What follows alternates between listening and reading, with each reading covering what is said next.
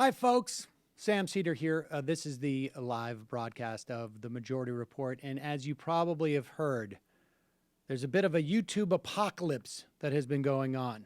Many news and politics channels have lost their advertising because of an algorithm that Google has implemented as a function of ads showing up on hate-filled channels. Well, we got caught up in that, and it doesn't look like it's going to be resolved. So we need your help. You've probably heard from other channels that they're asking people to donate to a Patreon site. We are asking the same so that we can operate this YouTube feed without a cost to us. I mean, we don't look at YouTube as a huge revenue maker for us, but we need your help so that we're not losing money on it. So head over to our Patreon site. Here is the URL. We need your help. Just a couple of bucks, $2-3 a month would really help us out. Thanks so much and enjoy the show.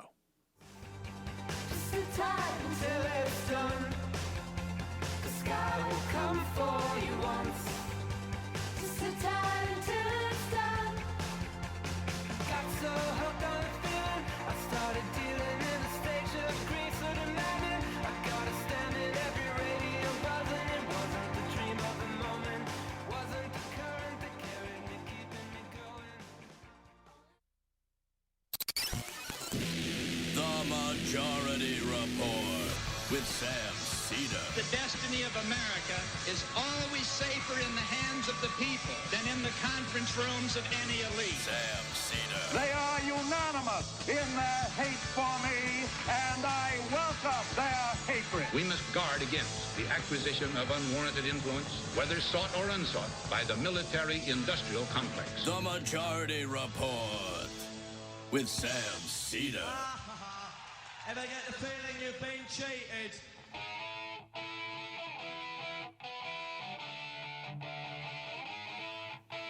It is Wednesday, April 26, 2017, on a Michael Brooks Wednesday on the four-time award-winning Majority Report.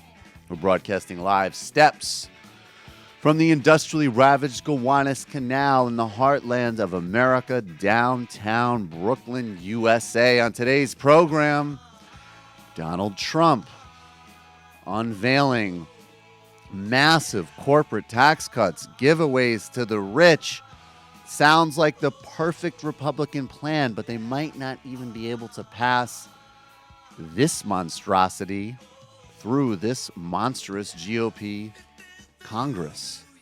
Is that how big a fail these people are? Nothing to point to besides a Supreme Court justice and some more environmental pollution and public health damage. And Yemen Aid Conference agrees to give significant resources to that country, but will it go to the right places? Probably not.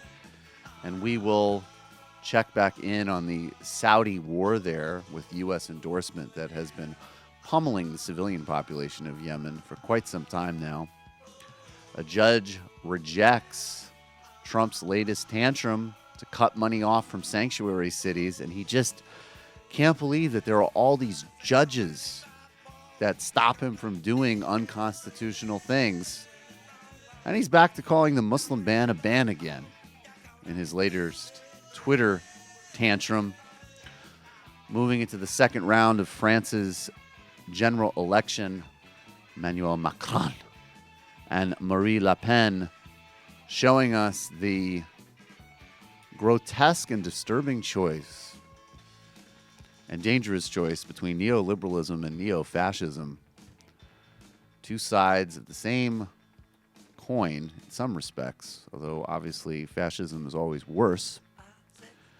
Republicans are cooking up a new plan to gut health care. They're going after pre-existing conditions, and one thoughtful rep wanted to carve out a specific exemption to people who might be affected by that plan, members of Congress and their staffs. And Barack Obama, he's back in the news, and he's going to take a big payday for a speech to Wall Street that even people like Matthew Iglesias get is a bad idea. All that and more on today's Majority Report.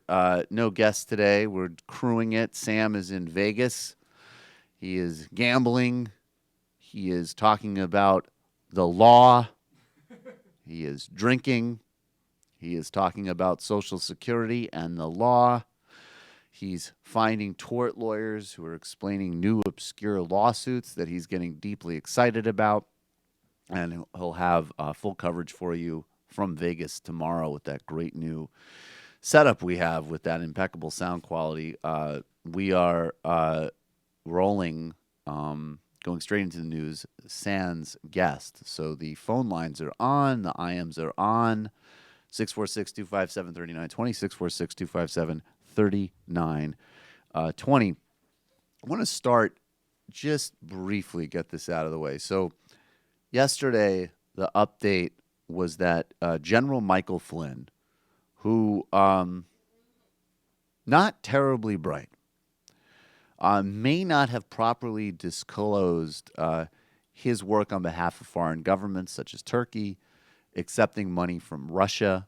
And, you know, the Trump administration's first response to the House Oversight Committee and Chairman Chaffetz was to say that they would not release any documents pertaining to Flynn and sort of denying any knowledge of it. What's great is that understanding that Flynn took money from foreign governments and served as a foreign agent of Turkey would require the incredible sleuthing work of Googling. And so here is Carl Bernstein. He was on CNN. They're talking about it. And he this doesn't take Watergate level reporting chops to put this together. But here he is saying that, yeah, there's probably a cover-up going on here. I think it's obvious that General Flynn is in up to his neck in terms not just of possible crimes involving his speeches and whether or not he registered as a foreign agent, which he should have and didn't. There, he is central to what the FBI believes is a cover-up going on among people close to the United States, to the President of the United States, about what happened with the Trump campaign and Russia. The FBI, the congressional investigators, are trying to learn what happened. And Flynn is almost like the ball of yarn that begins to unspool and is key to understanding it. And the White House, President Trump, calls it a witch hunt of Flynn. It's not a witch hunt. He is impeding, the president is impeding these investigations by not turning over and saying to his people, give all those records about Flynn to the FBI, give them to the congressional investigators. Now, you have a situation today, a new Deputy Attorney General of the United States takes office. He's been confirmed by Congress. He's known as a real straight shooter, and he is going to go in and look at the facts now that Sessions, the Attorney General, has recused himself, and he is going to see, oh my God, there's a cover-up going on. The question is, what is Mr. Rosenstein, the Deputy Attorney General, going to do? So you think it's going to go that way, that the disposition, the recalcitrance of the White House thus far to either give over information let me say something let me say something about what I say.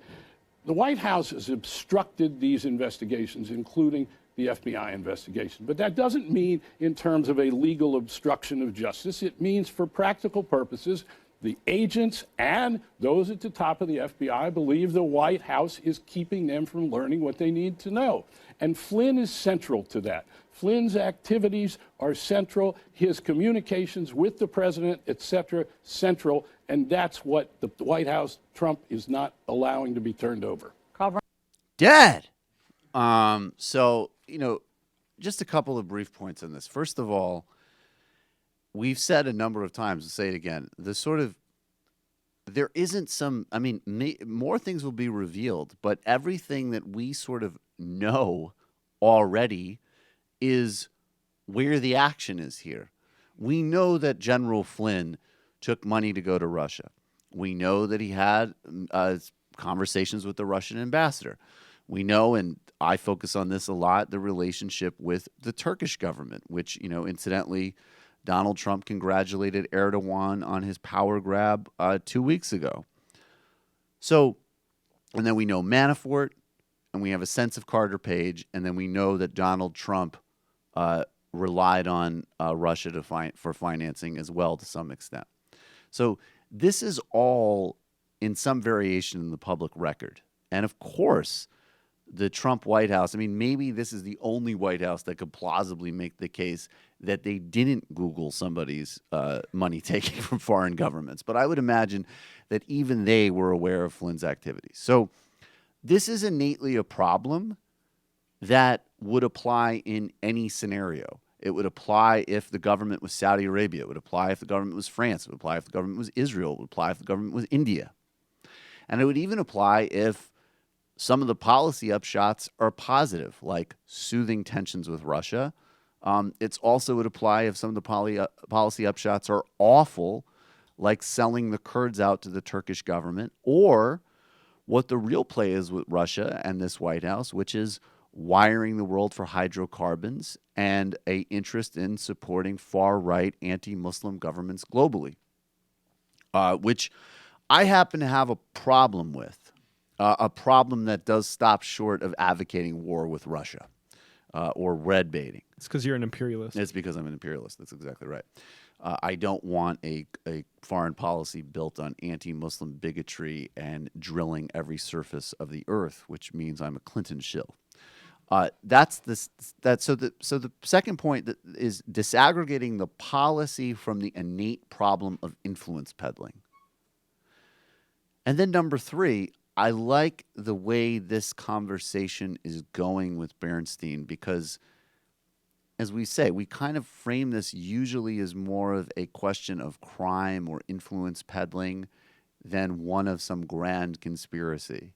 And I think as this unravels and as this comes out more and more, what you're going to just see is the synchronization of venile, potentially criminal activity from many people around Trump, including Trump himself, self-interest in terms of career, winning a campaign, and then policy harmony. There's policy synchronization with Russia, with this White House, at least so far. Although now maybe after meeting with Xi, Trump has a new best friend who's much cooler than Putin, right?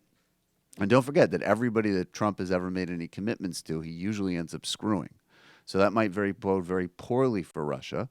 And we might be in a situation in several months where the biggest concern out of the Trump White House is that they're compensating and they're being overly hostile and saber-rattling with Russia. And this hasn't really paid off well for Russia so far, this place so far. The sanctions are not off. There's more heat on them. And it doesn't really look to be going well. But the interest going forward was people like Flynn that already have those connections, that are already making money, that are already doing lobbying and consulting, Manafort, that whole angle, and then whatever the direct relationships are with Trump, which I have no doubt that they at least indirectly are and probably constituted through some type of more kind of like, hey, you take money from whoever will give you money, right? And then a policy synthesis, which is let's drill. And the Putin government, since before September 11th, were saying that we should follow their lead with regards to their war crimes in Chechnya, and that the defining security challenge of the age is terrorism. And they have a very similar discourse on lumping all Muslims together, committing incredible human rights violations under a rubric of fighting terrorism, and civilizational blocks. So when you combine Russia, let's just be logical about it. A far-right, social conservative, petrochemical state that doesn't like Muslims sound like natural allies of Republicans to me. This is Juliet Kayyem. She was also speaking on CNN to Don Lemon, and she just breaks down every aspect of Flynn and Manafort's conflicts of interests, and how we saw it coming, and why it's obviously completely nonsensical to think that the fact that Flynn didn't register as a foreign agent was some kind of mistake. Juliet, Flynn was paid $45,000 by RT. He sat with Vladimir Putin. He got $500,000 from a Turkish lobbying firm. Wouldn't the White House have turned up that? I just want to say really quickly again, so people go, oh, RT is part of the influence peddling.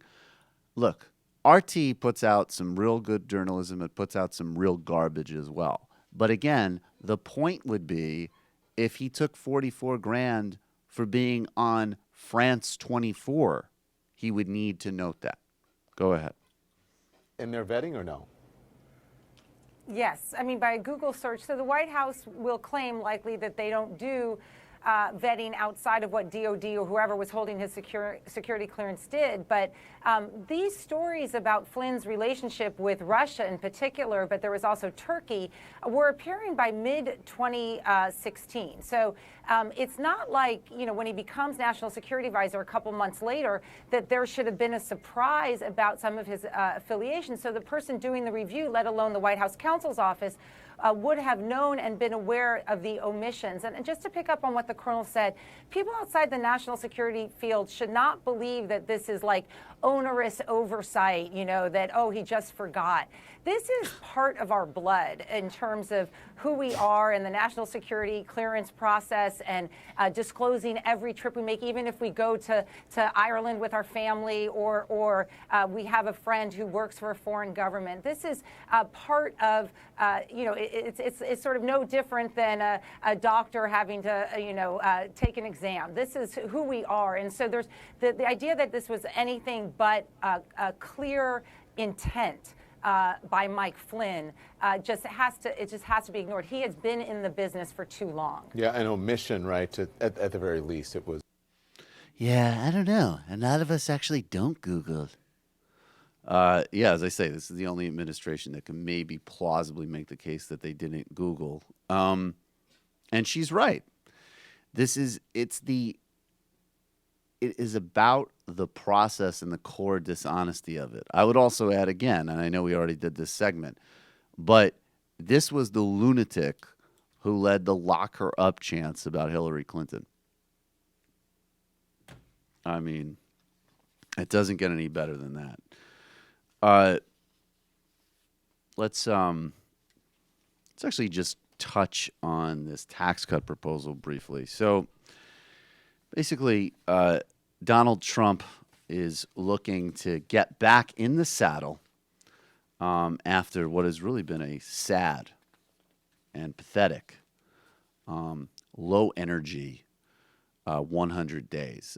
Basically, what he has accomplished is Neil Gorsuch is on the Supreme Court, and that is going to be terrible for labor rights and equality, women's rights, civil rights, and everything that you would want in any kind of decent, developed society. It'd be good for the revolution, though. Yeah, good for the revolution. Totally. Yeah. I mean, that's the type of, when Gorsuch got on the court, I still thought Stein 2020 was, still on. But of course, taking away, destroying the healthcare system failed. There hasn't been any other sort of broad domestic initiatives. Muslim ban was overturned. Now the sanctuary city money withholding is getting overturned. So everything else, all he's done is just had a bunch of signing statements where he's reintroduced pesticides that give children brain damage. He's made it easier to destroy mountains and waterways and harm public health. And of course, he's made it easier and less onerous on oil companies to bribe foreign governments. So I guess from a Republican donor perspective, it's been a relatively productive 100 days. But he needs something big and splashy because, frankly, it's just been sad and pathetic. So he has come forward, and the word out of the White House and Treasury is that there's going to be a massive tax cut package that's going to be released, and it's going to be centered around a cut on the corporate tax rate to about 15%. It's a classic trickle-down plan that's going from over 30% to around 15%. It's going to benefit shareholders. It's going to benefit the ultra-affluent. And there isn't an explanation of how this is going to be paid for yet.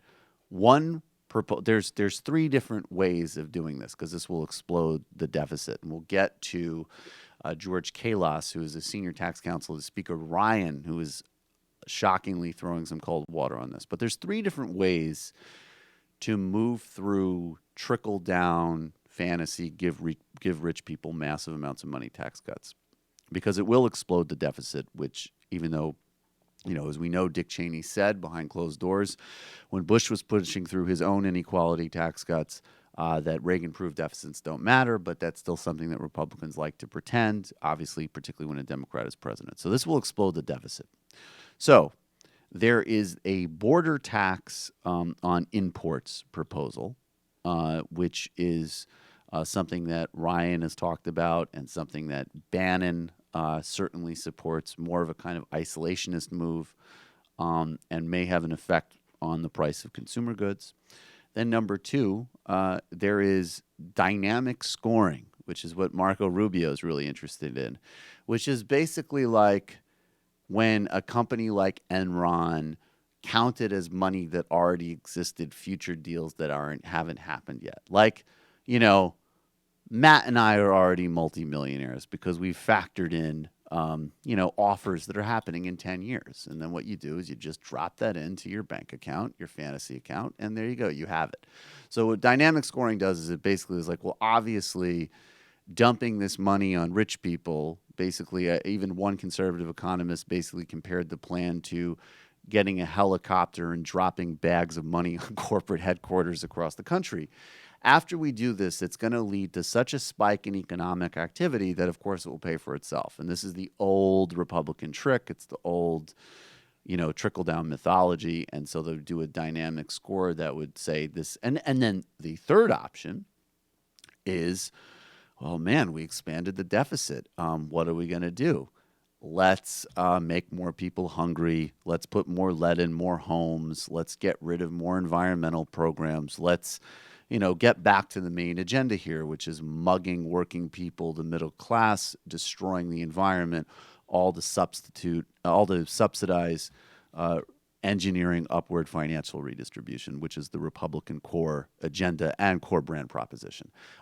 But they're not all on the same page on this. And so far, the core problem that they have is getting this through the Senate because it will explode the deficit, in which violates the Byrd rule, so meaning it can't be passed through reconciliation.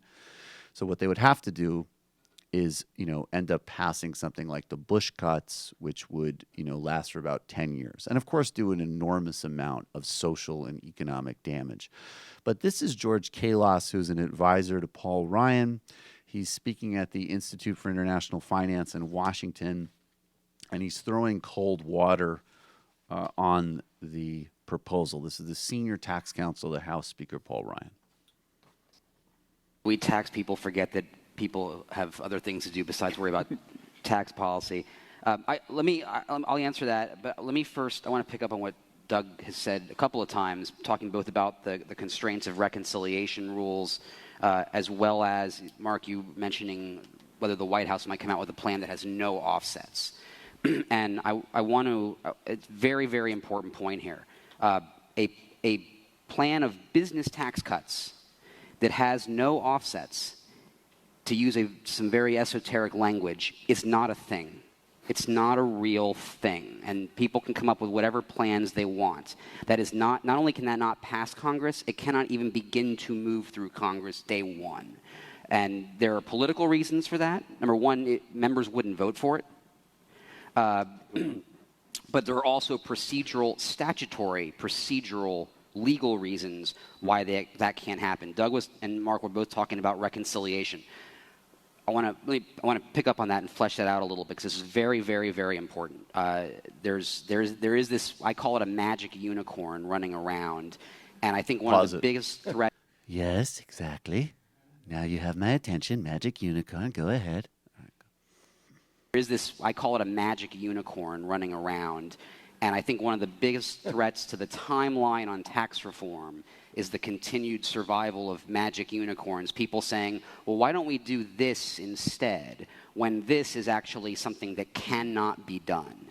And as long as that exists, it's hard to move forward by getting people to go through what the speaker refers to as the stages of grief of tax reform, where you have to come to the realization that there are tough choices that have to be made, and you cannot escape those tough choices.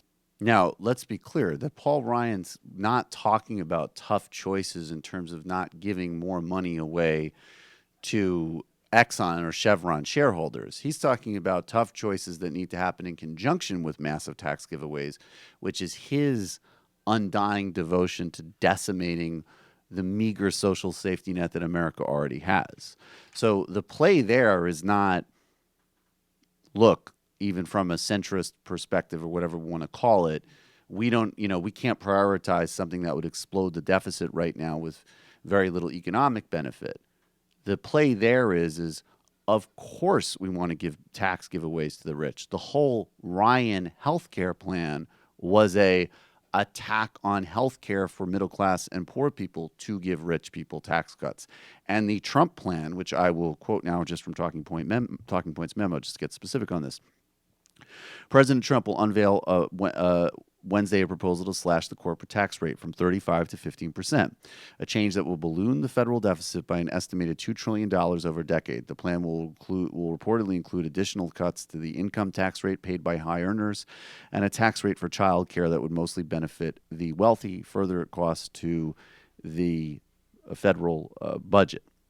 Now, again, what Ryan wants is to pass a tax plan like this, maybe even a more aggressive one, a bigger giveaway. But he needs it to happen in conjunction with destroying Medicaid, gutting Social Security, taking away what little exists of remains of food stamps and environmental regulations. Now, obviously, getting everybody on board, they couldn't even come together to get rid of health care on a massive tax giveaway and destroying the social safety net is a pretty tall order. And it kind of makes sense that Matt Drudge is putting out the poison that Paul Ryan is just waiting on Trump getting out of there and becoming exhausted. And obviously, he clearly is completely mentally and emotionally unfit for the job. Ryan sees that too. He's waiting for Trump to get out of there. And here is the Drudge tweet. He's waiting for Pence to take over.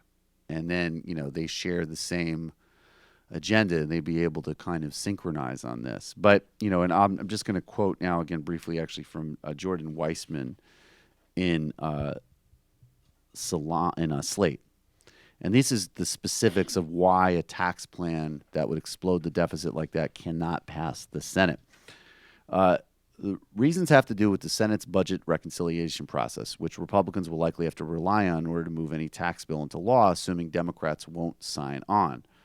The procedure prevents filibuster on legislation related to taxes and spending, allowing them to pass to a bare majority, but it comes with a catch. Any legislation passed through reconciliation can increase the deficit out of the 10-year budget window. This restriction, known as the Byrd Rule, is actually written into federal statute. Now, they can make the tax cuts temporary, like the Bush tax cuts. That's one possible avenue.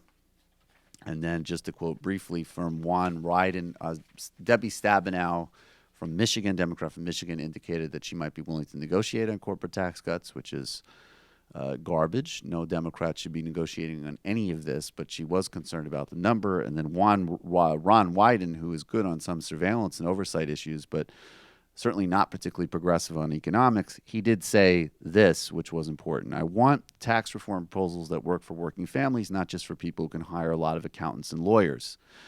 Today, if you're a cop or a nurse, your taxes are exemplary. They come out of your paycheck once or twice a month. No Cayman Islands for you. But if you're someone who can afford lots of lawyers and accountants, you can pretty much decide what you're going to pay, when you're going to pay, and maybe if you're going to pay any at all. And that's exactly right. So from a Democratic perspective, this should be the same as healthcare, which is completely dead on arrival. This would be, this is a massive tax giveaway to the rich right now. It would be the sort of social and economic equivalent of what the Trump administration is doing to the environment. which is essentially accelerating and deepening the crisis, which we already have a very limited time horizon to solve.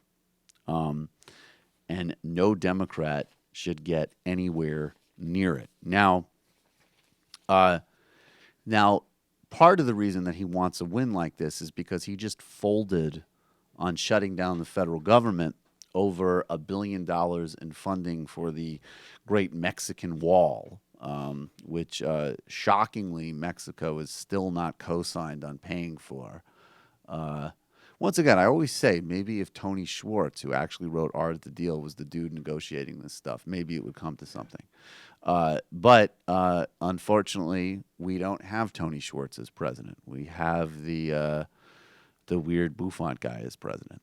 And here is Rush yesterday lamenting the fact, because he saw it coming, that Trump was going to fold on the government shutdown without the dollars for the wall. Here's Rush predicting it yesterday. I'm not happy to have to pass this on. I'm very, very troubled to have to pass this on. And I want to say at the outset that I hope my interpretation is wrong, and I hope this is not the case. But it looks like, from here, right now, it looks like President Trump is caving on his demand for a measly $1 billion in the budget for his wall on the border with Mexico. The Democrats are threatening a government shutdown. It's the same old, and I was hoping that Trump would throw this shutdown thing right back in their face and have everybody realize they're the ones engineering these shutdowns, that nobody would notice anyway unless a big hullabaloo was made about it. The Democrats, Democrats seem to have successfully used this stupid, silly threat of a government shutdown to get their way. What Trump is saying is, if we need to get this done, then I'll delay the spending on the wall until September. And it's just a measly $1 billion. But the problem here is, folks, is one of politics. If this happens, if Trump does, and I use the word cave guardedly, Trump, I'm sure, does not ever think he caves on anything. But outward appearances are what they are. Okay. Yeah, outward appearances are what they are. He caved. And it's actually the only play they have.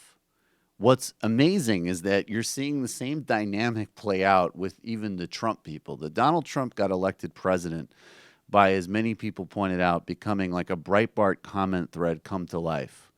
He is a deranged Fox News grandpa himself, and he sits in the White House. But even the dynamic is such that there is pure incentive structure for right-wing media figures and many members of Congress to always indulge every fantasy and whim of the base and the donors. Because let's be clear here, this isn't a base versus donor things. The Mercers, the Kochs, and all of them, the only difference is that they're rich. They're just as insane and committed to absolutely demented ideology as any normal Republican voter, quote unquote normal.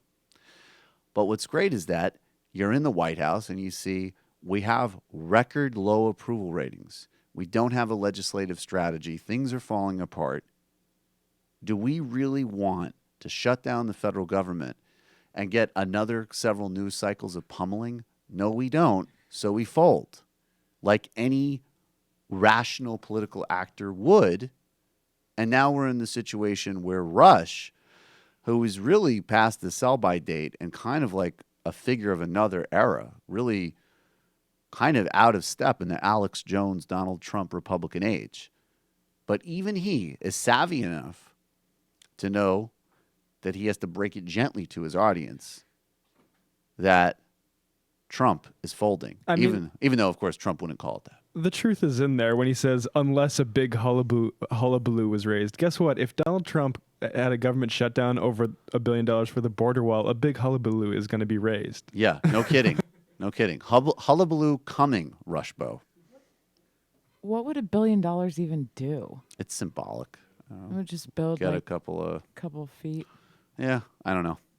Very Literally, little. like a few feet. Maybe it would take that woman out of her house.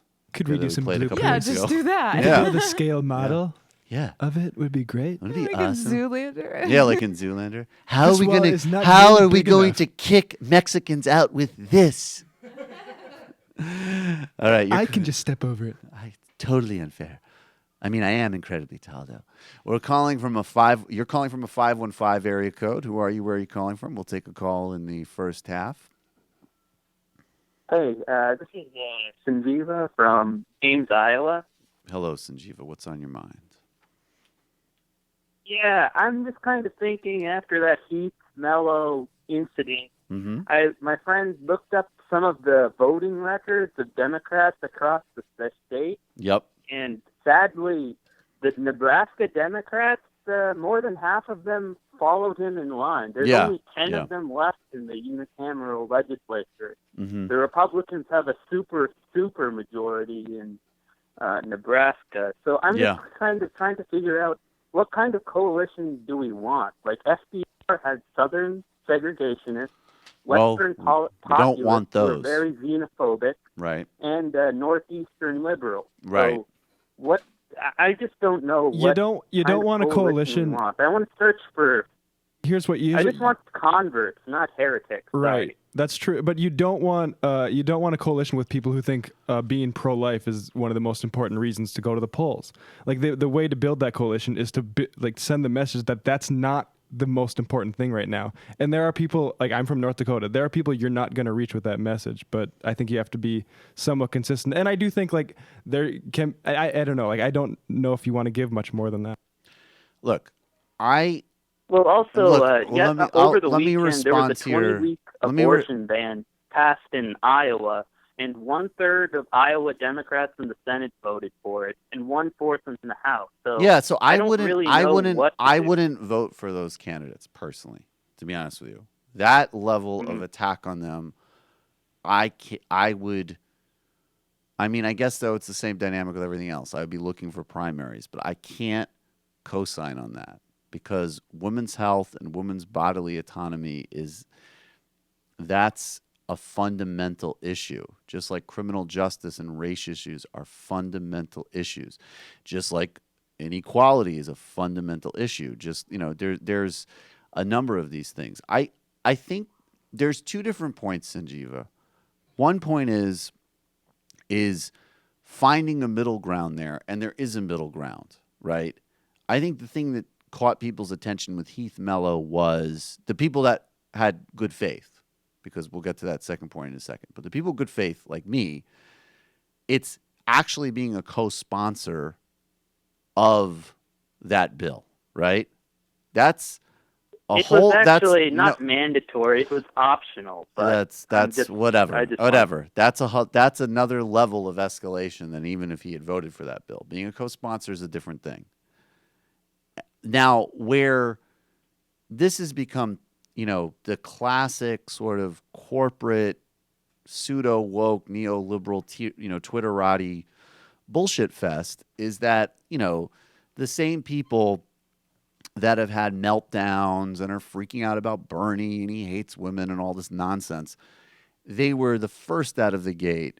And it was quite clear. Like, I remember when Hillary Clinton picked Tim Kaine, and we were clearly in mode of like, Hillary needs to win this. It isn't really the top priority right now to hack everything apart. We had to talk about certain things with Tim Kaine, including the fact that he had a terrible record on financial reform, which is another core issue in Wall Street. But then we also His did. abortion record's pretty That's what I'm getting to. So, then that was another thing that we mentioned, and I think that there are obviously a lot of people who are totally disingenuous about this issue and using it to launch another bullshit campaign against Bernie. Because incidentally, by the way, if you're upset about this, you should be angry at Hillary Clinton, Nancy Pelosi, Tom Perez, every single mainstream Dem has said that there is room for pro-life people in the party, and Perez was also there campaigning with Heath Mello. So there's a deeper conversation of how do you appeal in different places where there's a different politics around abortion while maintaining the fact that no, women's rights, women's health is a core commitment to any modern progressive politics, period. That's a complicated and hard question that we do need to figure out in good faith. People attacking Bernie as being uniquely anti-women, they're just doing what they always do, which is being disingenuous, dishonest, and a complete hack. Let's just get that out of the way. I think he's a complete hack, a Hillary Clinton dead ender. Well, I can't comment on, I can only comment specifically on this, and I've seen what Elisa Hogue has written about this has been total nonsense, along with everybody else, and that's commented on it. And it's pathetic, and that unfortunately, instead of having a serious conversation where everybody, including Bernie, is called into account, it becomes another, hackathon from, Hillary dead end and DLC types going after Bernie. And of course, incidentally, none of these people said the same thing about Hillary Clinton naming her vice president a guy who had anti-choice votes. None of these people were concerned about, Hillary Clinton up until a couple of years ago saying, abortion was a tragedy, and the whole way that she framed that issue. Of course, during all of this period, Bernie always posted, 100% pro-choice ratings. So yes, it's bullshit. There's people who have a weird, unhealthy fixation with Bernie, but he's not perfect either, obviously, and we need to somehow have a smart conversation about this and get where we need to go, and it's not going to be aided by these lunatics on Twitter.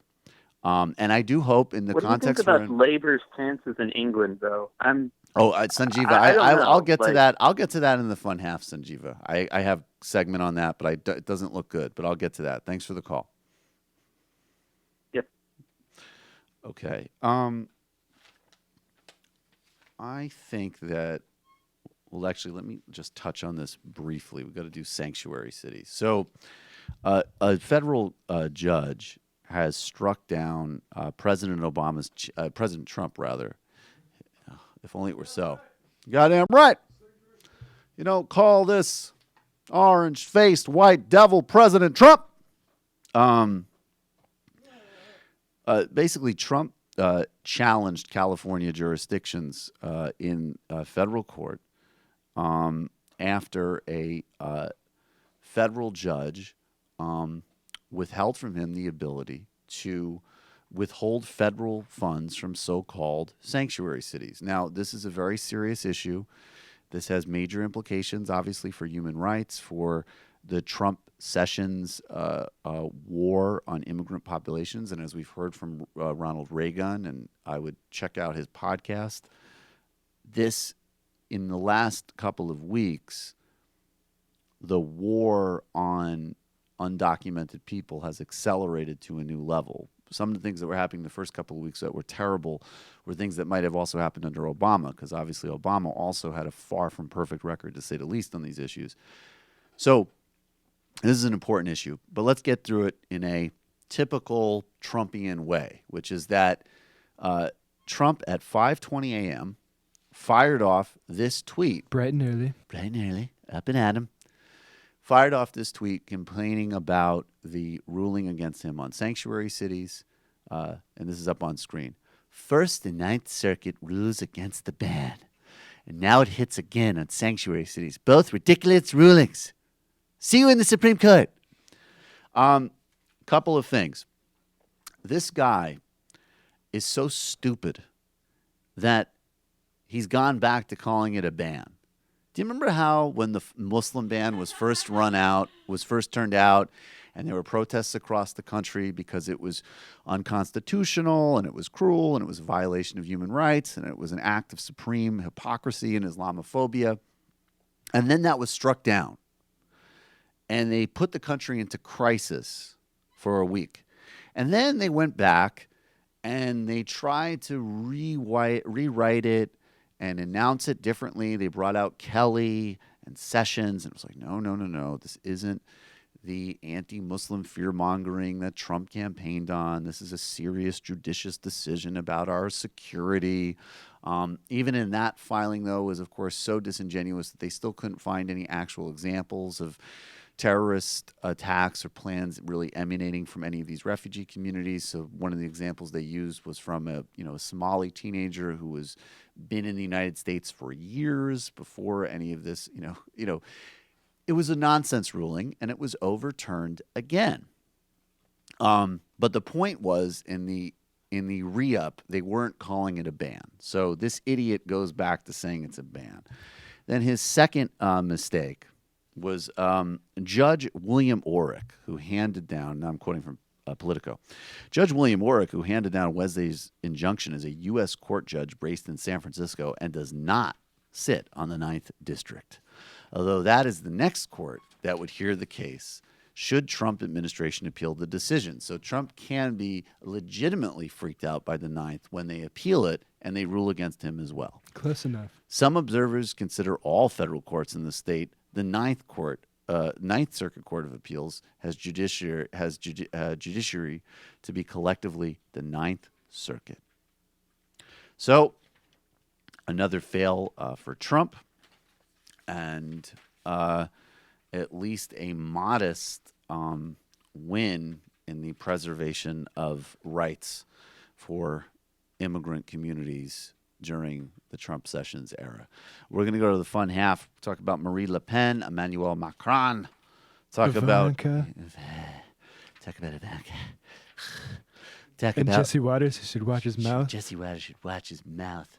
And Mike Enzi, who doesn't usually make a lot of news because he's just a boring backbench hack from the Republican Party, had some pretty insightful comments about the LGBT community. We got to get to those. That and plus your phone calls. I see a lot of you are lined up, and your IMs, all in the fun half. Sam's live from Vegas tomorrow. 2 Dope Boys and a podcast on iTunes. Check out our Amazon link and our Jet link. MR Spring 17. That's the code for the Just Coffee coupon. Get it while it's hot. See you in the fun half.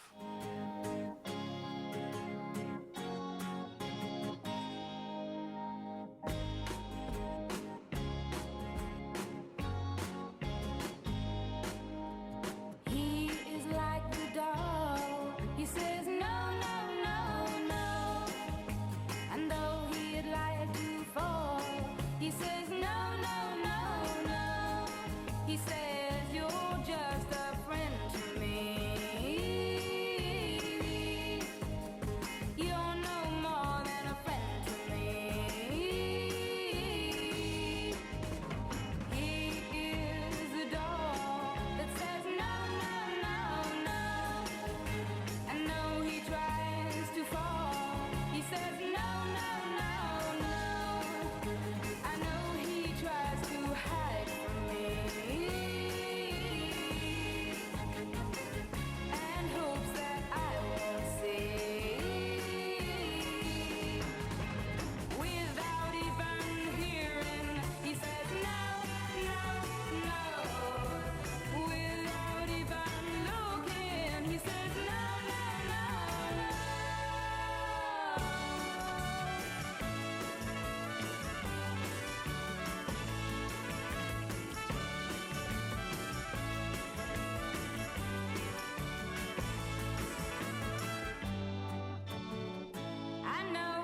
I know he is afraid of me.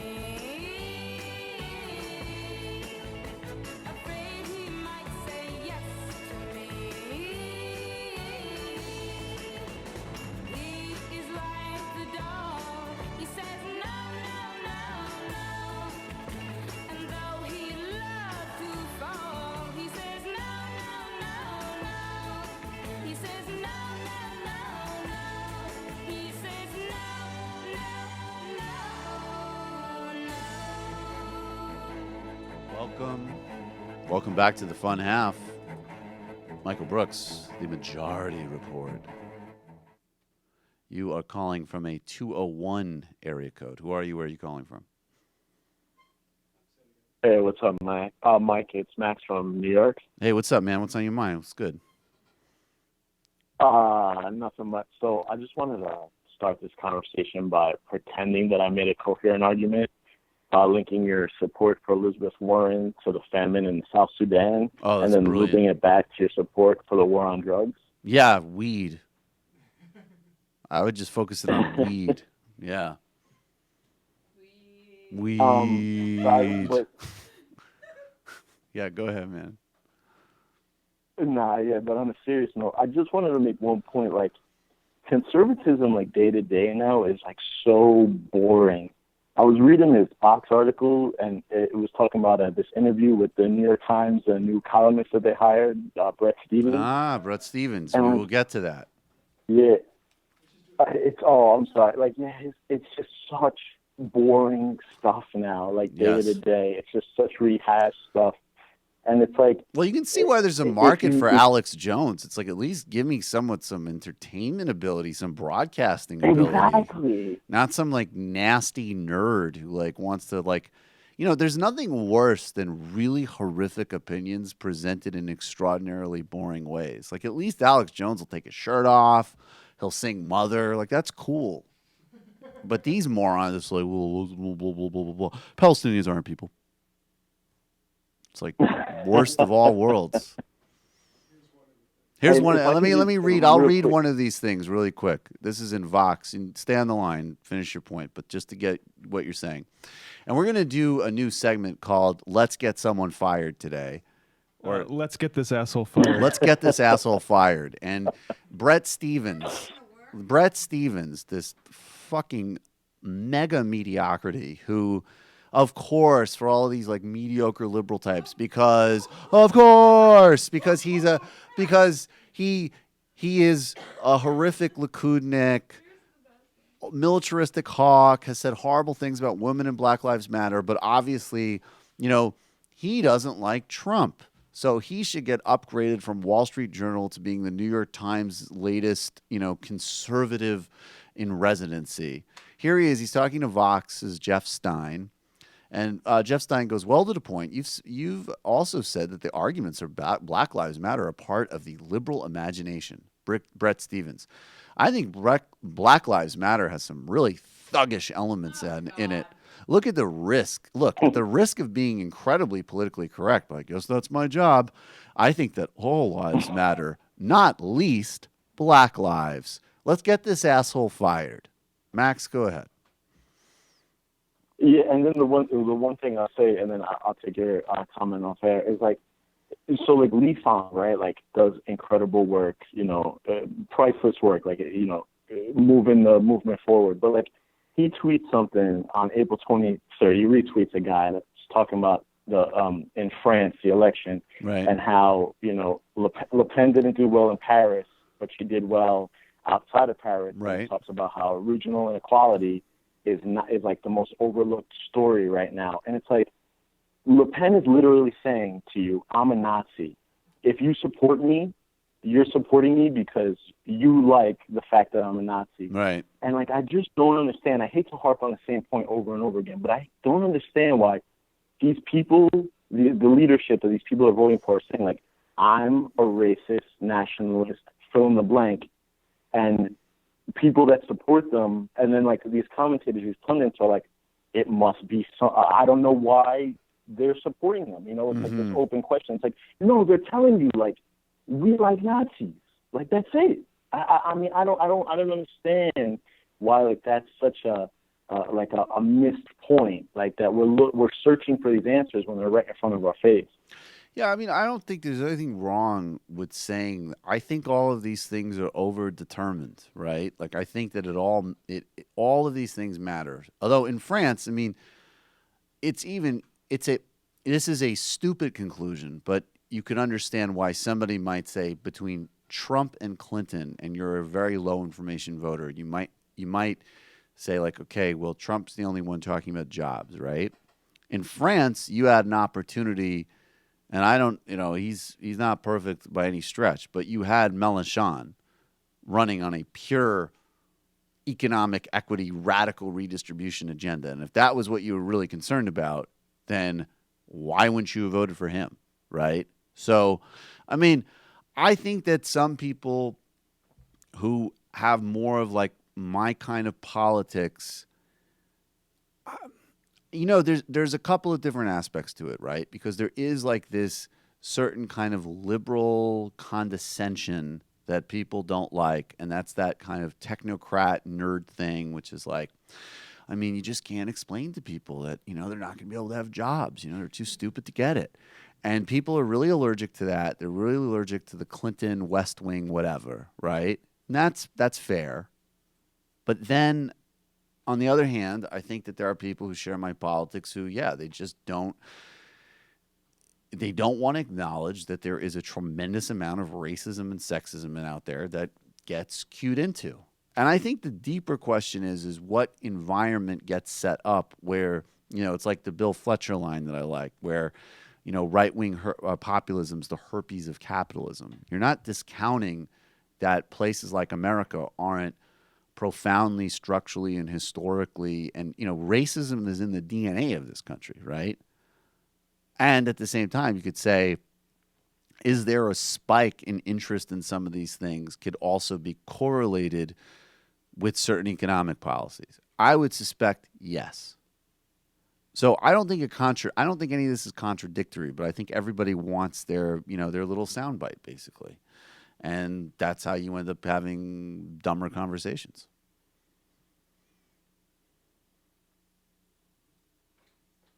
I think you already hung up. All right. Thanks, man. Thanks for the call. Wait, but now it's not letting me hang up on him. Oh, there he is. Let's do a little bit more Brett Stevens. So Brett Stevens is just kind of, as I say, he's a mediocre Likud guy, far right. What? What's up? This one's going to be about rape. Yes, we'll get to that. Now we have to go, because of course he has opinions on rape. But first, let's get to the Arab stuff, which is really his bread and butter, given he's a little mini neocon warmonger. But of course, extremely thoughtful because he was somehow able to recognize that a sexually assault orange-faced game show host shouldn't be president. So, of course, that's the type of real deep intellectual insight and foresight that should get you a column in the New York Times. It's a great brand proposition to be a conservative that is able to occasionally sound halfway sensible. That is a straight to the front of the line career track. It's called the soft bigotry of low expectations. Here he is in the same Vox interview with Jeff Stein. And I'm just going to quote from it again. The column of yours that's gotten the most attention since you were hired at the Times was one in which you wrote about the quote-unquote the disease of the Arab mind, by which you mean anti-Semitism. I'll read Stevens. Yes. That's what the column said. The column was about the refusal of an Egyptian judoka team during last summer's Olympics to shake the hand of an Israeli athlete. Couldn't it have been due to his anti-Israel animus rather than anti-Semitism? I used it as an occasion to talk about anti-Semitism in the Arab world. By any measure, the Arab world is the most anti-Semitic part of the world. If you want to talk about denialism, the failure of many people, including, I'm afraid, many of those in my profession, to point out the ubiquity of... Kelly, move your head. Of anti-Semitism in Jordan, Morocco, Saudi Arabia, you name it, both state-sponsored, private, is a real form of denialism. Now, it's interesting because, of course, there's a tremendous amount of anti-Semitism in the Arab world, and that's a legitimate point. But he's skating over a very interesting thing that I'm surprised that Jeff Stein would point out, which is important, which is that there is a fundamental difference between, they could be connected, okay? Someone can hate Jewish people and hate Israel. But someone could be fiercely opposed to anti-Semitism. They could, in fact, be Jews themselves and oppose the practice of Israeli apartheid, oppose the occupation, oppose the siege on Gaza, oppose dropping white phosphorus on children, oppose not allowing medical supplies into Gaza, oppose not allowing freedom of movement in the West Bank, oppose protecting, speaking of terrorists, some terrorist settler groups while they rip up Palestinian farmers' crops, while they commit vicious physical assaults, while Israeli soldiers stand on and watch. Or they might oppose Israeli soldiers themselves, beating on children. They might oppose roads in the West Bank and other parts of Israel-occupied territories that literally have things from the Jim Crow era, where you have different roads for Israelis and for Palestinians. All kidding aside, I'm really not into anti-Semitism for both personal and historical reasons. But I'm also not into a far-right ethno-nationalist state systemically violating the rights of an occupied people. If you want to talk about anti-Semitism in the Arab world, it's a completely legitimate conversation. But if you're going to skirt over the fact that someone might just respond to Israel the same way someone might have responded historically to apartheid South Africa, you're being disingenuous at best. And speaking of disingenuous at best, now we get to another area where Brett Stevens has quote-unquote thoughts. I'll read Brett Stevens. Okay. Kelly is going to read Brett Stevens. She's getting into character. She's developing a very dour, sort of semi-serious look on her face. And she is preparing to say something pseudo-intellectual and misogynist. Jeff Stein. That seems a little removed from the question I had, which was, aren't women's incentives to go to college not predicted only on the risk of sexual assault and to suggest otherwise? Right. They should go to institutions of higher learning. But I guess my point is this. The statistic that 1 in 5 women is sexually assaulted on college campuses is a highly dubious statistic. It is not. I don't think that I'm out of character now. That's a fair, yeah. But what else did he say? There was something. Okay, you wrote. No, I'll just read it here. You wrote one column for the Wall Street Journal about the imaginary enemies of the liberal mind, and one of the ones you named was the campus rape epidemic. Focus on the word epidemic, said Stevens. You wrote, if modern campuses were really zones of mass predation, Congo and the Quad. Okay. Why would intelligent young women ever think of attending a coeducational school? And then that was the preamble of where we led up to.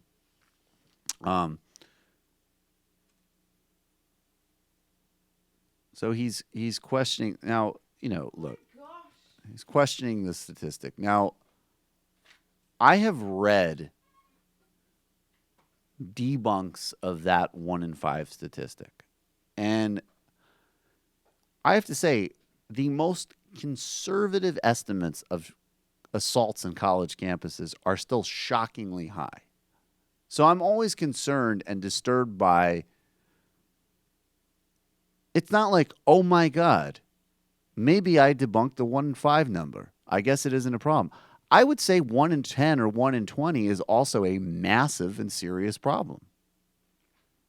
So it's an odd thing to focus on. And It's also not highly dubious. To call it highly dubious, it's not highly dubious. It's ridiculous. Disputed by some, but still federally used and recognized by many others. Absolutely.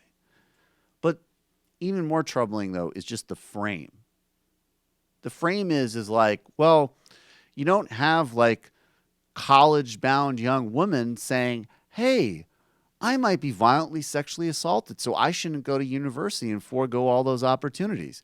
They're still making the calculated risk that their bodies might be assaulted and violated because they know that going to college will help them.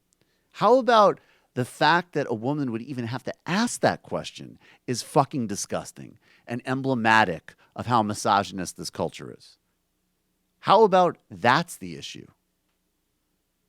And then Congo on the Quad, I don't know. I'm more interested in talking about the epidemic of sexual assaults in Congo's civil war as maybe a launching point for doing something about it, not as a cheap, bizarre racial reference to trivialize sexual assaults here. That's the bigger question. And the notion that this comes down to a woman's individual choice to calculate, like some type of rational actor, the trade-off of the opportunities of college with might be viciously assaulted, is so innately morally repugnant that I hope everybody can at least let that slip in before they get into an argument about the stats. But hashtag fire Brett Stevens. And I think like what he's doing is characteristic of I think where smart conservatives are going to be doing from now on, which is I can't actually dispute all these climate change facts or these rape statistics or all this stuff.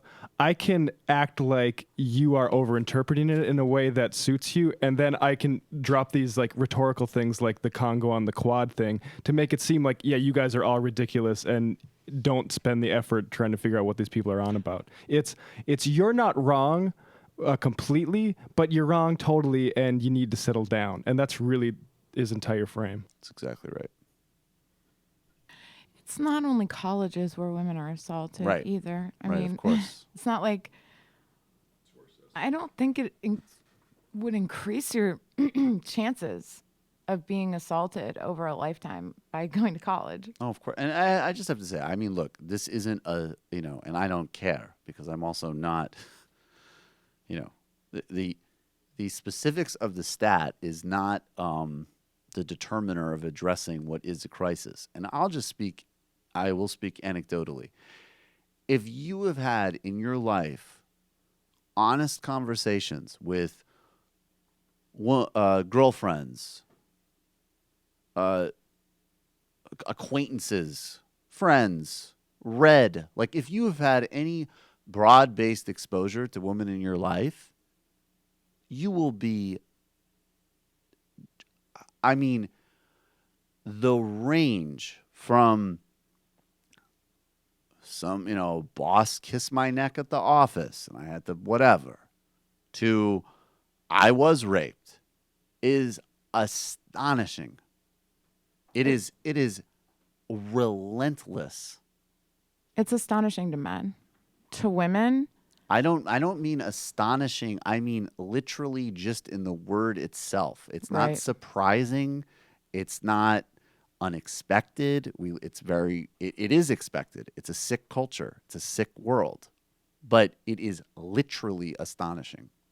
yeah. I mean, I've sat down with groups of women and talked about stuff like this various different times. And I mean, I sat down with a group of 8 women and had every one of them say that they were raped. Yeah, but was Brett Stevens there to be like, Yeah, but Brett was Stevens it like, really, well, wait though? a second. I am the New York Times columnist, and I'm just going to finish writing a column saying that Palestinians actually have a different cerebral cortex, and then I'm going to inquire as to your actual definition of rape, madam. Well, because according to this, some of the things that I did in my undergraduate days might be implicated. Well, it is problematic for women to talk about it because the discussion I just mentioned was very casual because it's not like anybody went to the police. Right. There are gray areas. Right. And then there's just actually saying no and then being like, well, I put myself in that position. This is like how conservatives call Sweden the rape capital of the world when really they just report it more. Yeah, they report exactly. Well, and that's the other thing is that those like disgusting talking points on like, well, why don't you report it or take responsibility? It's like that actually the poison of those beliefs are very widespread in the culture. That's not something that needs to be introduced or injected. Well, let's get that asshole fired. Speaking of assholes, let's get to Ivanka Trump. It's fine. I can say speaking of assholes and transition to Ivanka just as easily as Jess. Yeah, it's fine. We play a lot of assholes on this show. So Ivanka Trump, who of course is a terrible person, was in Germany.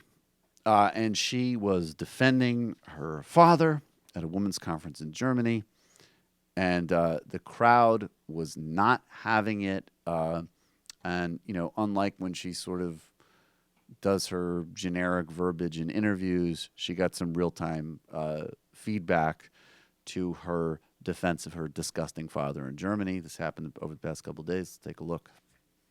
He's been a tremendous champion of supporting families and enabling them to thrive in the new reality of you hear the reaction from the audience. I certainly heard the criticism from the media, and that's been perpetuated. Okay, so obviously, and once again, what I like about this is a good point that Ivanka is not that bright. And she's really not that shrewd. And this whole media caricature that, like, she's the one. Okay, look, her dad is it's amazing that a human being like that even exists. Okay, he's a fusion of, like, almost every psychopathology and just unpleasant trait imaginable. And he's a bludgeoning trust fund moron idiot. You thought Howard Hughes was bad. You thought Howard Hughes is bad. Well, check this out. Then she has two brothers that, like, I think it's pretty clear what they are, okay? And then a younger sister, which, who is not allowed to appear in public. And by walking around New York and, like, appearing to at least understand not that she has any human decency, but that might be a good thing to pretend to have, has rocketed her to the top of people's fantasy lives. And I remember during the campaign, it was disgusting. People actually tweeting out, like, Ivanka, stop your dad. I know you're better than this. No, she's not. None of them are better than this. She's just a plutocrat's daughter who is profiting from it. And she has no idea how to handle anything in real time when she's off her talking points. And she's a disgusting idiot, just like the rest of her family. Which I will use as a transition to say, speaking of disgusting idiots, here's Jesse Waters, who, of course, stock will be rising as Billo is off the network, and here he is on the 5. And what I like here is the point of the segment is to defend Ivanka's honor from those German vulgarians. And he does his, middling, whatever, boring job. But he can't quite help himself. So he needs to land this joke at the end. Okay, so this was obviously a controversial thing today. She went to go speak, Jesse, and then, drew the hisses and the jeers when she was trying to talk about her father's commitment to women and to children and to families. Yeah, it's funny, the left says they really respect women, and then when given an opportunity to respect a woman like that, they boo and hiss. And I always thought the Europeans were supposed to be so sophisticated and well-mannered, and now they're treating this like it's a soccer match. I don't understand what's going on. I think Ivanka's supposed to be the moderating voice for her father, so I think people in Europe should support that. I don't know why also saying that my father respects families is controversial. I mean, he's probably hired a ton of fathers and mothers and children, so I don't really get what's going on here, but I really liked how she was speaking into that microphone. Dana, what do you make? Yeah, it's good when you're doing a sanctimonious riff on people not respecting women. What you always got to do is you always got to end it with a nice solid blowjob joke. He later said that something about smooth jazz microphone holders. I don't know. She had a smooth jazz microphone holding technique, which either means that the men that are servicing Jesse Waters have odd hand holding technique. No, I'm just kidding. That was my blowjob joke for Jesse Waters. The other thing I noticed about Jesse Waters is that he, it's really interesting when your version of speaking in a condescending way just makes you sound like English is like your third language. Like, it doesn't come across as like, I'm Jesse Waters, these people are idiots. It comes across as like, dude, do you speak English? And also, why are you going so slow? My favorite thing is how these people are moved into a spotlight before they're ready for it at all, like Tommy Lauren. Right. Jesse Waters also not ready to sit in the middle of that desk because he said, I don't know what's going on twice in that, 40-second segment. Like, I don't know what's going on. Germans are leftists, and they should respect Ivanka moderating. Like, his argument didn't make any sense. Perhaps the women that were sitting on that stage with Ivanka Trump don't respect her because she hasn't earned her seat at the table, and also hate her father, who, like, I mean, it's I not guess a very disrespects difficult like calculation. women and families by being a grotesque misogynist, and then along with the rest of the Republicans waging a war on families feeding their children and surviving. Those might be ways in which he disrespects families. Also, I respect women and my pronunciation here is going to get me into trouble. I respect women as a No, you did it right for the first time. As a category, good. I've noticed that Sam does it as well. I profoundly disrespect Ivanka Trump because she's a disgusting trust fund baby. See how I was able to do that, Jesse? That's why you disrespect her? Among many other reasons. Yeah. let's get with the better reasons, because No. who cares if someone has a trust fund? I care. I don't. I do. If your whole life is dedicated to taking resources away from other people and you're complicit in a wealth destroying agenda for middle class and poor people and you've been funded on a trust fund and handed everything your whole life, I have a fundamental problem with that. Okay, but the two parts of what you just said don't necessarily connect. I know. I understand. I know enough I get people it. with I trust understand. funds I understand. who not everybody with a trust fund is a bad contribute person. to the world. I get it. They're I get it. absolutely I not. understand. I mean, I understand. I get it. But it's part of the mix. I get it. It's definitely part of the mix when you talk about certain people, like Ivanka, who wouldn't even be like, I mean, none of them would be here if it wasn't Her for dad her. wouldn't. Yeah, her dad wouldn't. We wouldn't even know that these people's fucking names without inherited wealth. They're useless. The only service that they provide is in symbolizing the problems with an inequality, inherited wealth, rentier society. You could not ask for a better icon than me for this moment in our history. That is true. That is where he is perfect. This happened in New Orleans the other day. As we know, there are old Confederate sites are getting taken down. Post-Confederate. Post-Confederate, rather. Excuse me. Post-Confederate sites are being removed in New Orleans, and this has idiots upset. And again, this is another thing that I just can't pretend to have patience for. We shouldn't all be proud of all aspects of our history. This is something that Germany's done pretty well. They kind of recognize that there was a chunk there where they were the bad guys. They were, in fact, enormous assholes. And the appropriate attitude is contrition. A lot of people don't seem to get that with things like slavery and Jim Crow. These monuments are getting removed, and this is some raw footage of a monument getting removed and someone whining about his heritage. Let's take a look and a listen. These are the professionals you hired to take care of our history? These are the professionals that you hired? Yes. The court ordered professionals hired. Yes. Nobody knows who they are. Pause. The court does. Yeah. Go.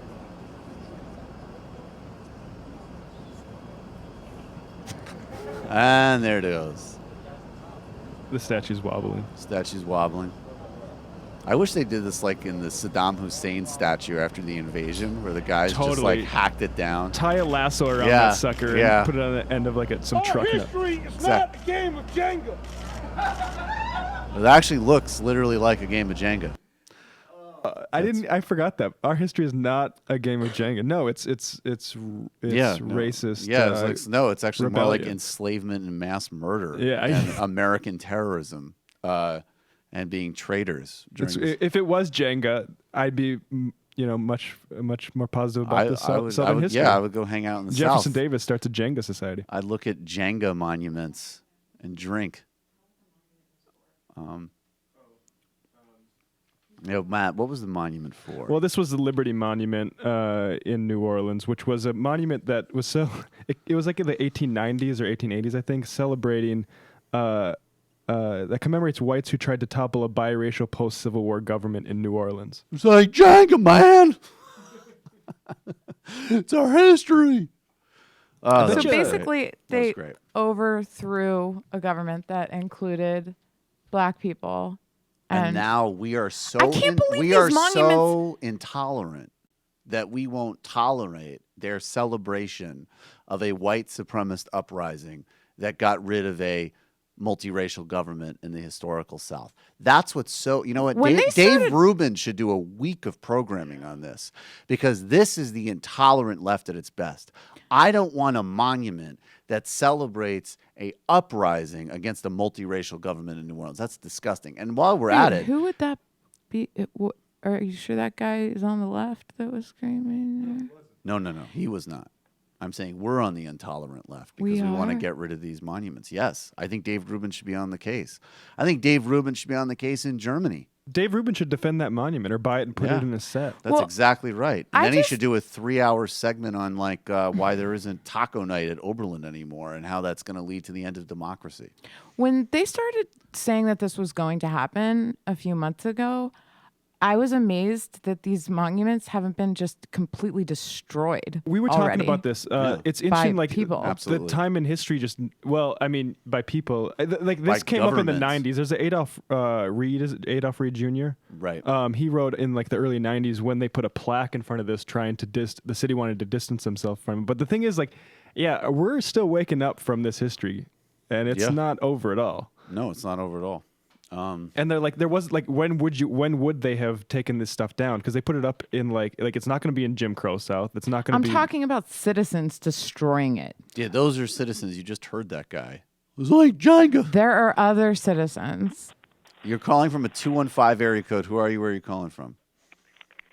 Hi, Michael. It's Mindy. Hey, what's up, Mindy? What's on your mind? First of all, I want to tell you, completely stole my thunder. I had this whole thing on Ivanka, and like you went right into it, and you like screwed me over. Well, say what you had to say anyways, because I'm sure I'll still enjoy it. And I also want to tell you, I cannot believe how beautiful Kelly is. I just think she's gorgeous. Oh. I just wanted her to know that. Very nice. Thank you, And Mindy. I just wanted to say, It's a little alarming how many times you've this. told me that. What'd you think I looked like, man? I don't know. I mean, I don't know. I just think you're really pretty. I just forget it. You're beautiful. Thank you. No, it's okay. I appreciate it. What I wanted to say about Ivanka is this whole entire thing, like when Trump won and everything, everybody's going, but there's Ivanka, the voice of reason, Ivanka. Right. And I'm like, she's a fucking trust fund asshole with hair extensions. I mean, she doesn't know anything. She doesn't do anything. Right. She's never had anything wrong. She's or, appeared like, on some any real estate problem. advertisements. Yeah, exactly. Yeah, What? She's appeared on real estate advertisements. Like she's never been in Dwayne Reed. I mean, she's never done anything, right? And then all of a sudden now she's like the voice of reason. I look at her as like the Marilyn of the monsters. She's like crazy, batshit crazy like the rest of them, but she's pretty. And she talks really quiet and sweet. And she worked on that too, by the way. Oh, of course. I'm so demure and I'm so quiet. And I'm watching TV yesterday, and I see her on the stage yesterday, and I'm going, what the fuck is she doing on that stage? Exactly. Why are they No, letting she's her- sitting. She's in between. Okay, she's sitting next to Christine Lagarde, who is a head of the IMF and the former finance minister, who also under corruption investigation. Angela Merkel, who's of course the Chancellor of Germany, and then to her right is Krista Freeland, who's now a Canadian politician, but also used to be a very good journalist who's written on plutocracy. So basically, she's sitting in But she between. used to be here, Krista Freeland, right? Krista Freeland used to be here in the States. Yeah, right? she used to be in the States. That's right. Now she's a Yeah, I Canadian, remember she is. Canadian politician. Little. A li- Okay, good. Yes, but anyways, that is a insult to the rest of them that Ivanka's on stage with them, no doubt. I mean, why did they let her? Didn't they protest? Like, why is she up here? I mean, that lady could not wait to get that question, that "fuck you" question into her. I mean, like they were That's true. they were planning that question. They, no matter what happened, they were going to plan a "fuck you" question for her. Don't you think? They Oh, were, definitely. Like, definitely, we're going to get you, Ivanka. We are going to ask her the "fuck you" question. Just like don't you that. think? Yes, They no, were- I do. I agree with you, Mindy. I completely do, and I think obviously the audience was very ready for that too. Do you have any? I'm a little tight. Do you got another point? Just why is she allowed to do that? Because we live in a plutocracy. Yeah, that's why. Thank you so much for the call. Last thing I want to say is I Yes. just want to say that everybody that works, that's orbiting around Donald Trump, Yes. their hair is getting all screwed up. Her hair is getting fried, just like Kellyanne Conway. true, Everybody it's that true. touches him, I swear to God, their hair is like going to shit. Did you notice, Kelly? It's sleep deprivation. Yeah, no, I mean, it's not just their Thanks hair. for the call. It just starts to like look like they're falling apart, and I think it's sleep deprivation and like It's all of the above. anxiety disorders, and just like it just ages you 20 years and like I don't know. a Why couple should I weeks. be the only one that ages? That's not fair. Why should I be the only one that dies? I'm telling you, it's the Kali Yuga strategy. So Why would I? Wait a second. If I'm going to die, why shouldn't everyone else die? That's totally unfair. So am strongly on the anti-Ivanka, anti-Jared Kushner. I mean, all the way. But okay, no clapping. Thanks, Matt. But here's what I honestly wonder. Before the campaign, before Trump actually started running in the primary, from articles that I've read about a couple about Kushner especially, because Ivanka, I mean, I've read articles about her, but they focus more on her like clothes and things like that. What's the? Okay, Michael. I mean, he was a progressive. No. I mean, not as I would He define was a it. Okay, so he was heavily involved in business and everything like that, but he was socially progressive. Yeah, and I think they sure. And I think that sure Ivanka he's was still, as well. But they don't care. I'm sure that they still don't have a problem with gay people, and they're careerists. I mean, look, the no, reality. But I just of, wonder how exactly they this whole don't care. transformation. It's not They a do not care transformation. now. They never cared. Never cared. It's their social environment. It's just their social environment. Ivanka Yeah, goes to exactly. parties with people like that. Yeah, you don't say that you Right. that you hate At gay the people. beginning of this, you don't say that you hate gay people. Can I talk for a second and finish my point? At the beginning of this whole thing, Ivanka Trump was friends with Chelsea Clinton, and the way that she is now, that's an impossibility. You cannot be socially Why? cordial with somebody because Ivanka Trump is. They could still be friends. Sure, they could. No, I mean Chelsea. They're just rich kids I mean, in New York. it's too public That's for them to do it, but it's too public for them the to rest do of it. that, Yeah, they're like- just rich kids, and all Jared Kushner did was his dad bribed him into Harvard. He bought a newspaper which everybody hated how he ran it, and he's just a dumb kid who had money. And it's not socially acceptable to hate gay people if you're in New York. They never cared about poverty. They never cared about anti-Muslim stuff. They never cared about foreign policy. They cared about How power. do you know? Okay, based off of every single thing in the public record, they didn't. Maybe they secretly cared about those issues. Okay. I mean, maybe they just didn't give a whole lot of thought to Exactly. in general. Because they're just But selfish. now, They're selfish, dumb people. And no, now, but now they are hardline selfish, dumb people who are I don't think there's any difference. completely on board with Donald Trump. And that was, They I don't always think were. that was the case. I think Well, she legitimately okay. had different opinions a couple of years ago. No, I thought you said. And you now I don't don't think think they she cared. does. They never cared. They don't They go with the Well, flow. they didn't have to think about it. And Well- now that they, Now that they have to think about it. You think that I just wonder how the progression took place. There's no real progression. They're just selfish, dumb people who got a lot handed to them. Okay, well, yeah. then thanks for the final word, Michael. You're calling from a 314 area code. Who are you? Where are you calling from? Hello, am I on the line? Yes, you are. This is Sebastian V. Gorka. Is this the funny one or the Jew? This is the funny one. Oh, hello, Michael Brooks. I have some funny things to say to you, but I don't want to talk to Sam Slander, as I call him now. I understand. Slandering my name. Yes. I have a joke for you. Okay. Here is my joke. Knock, knock. Who's there? Sebastian. Sebastian who? Sebastian Gorka, your neighbor, do you have time to talk about the deconstruction of the white race?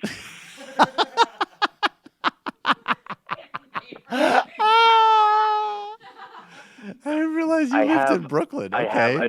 Yes. What's I have next? another question for you, Michael Brooks. Yes. Go ahead, please. Who would win in a fight? All of the aliens from the Alien movies, or all the illegal aliens in the United States, an estimated 11 to 15 million people, Michael Brooks? I feel like maybe the aliens in the Alien movies. They seem pretty formidable.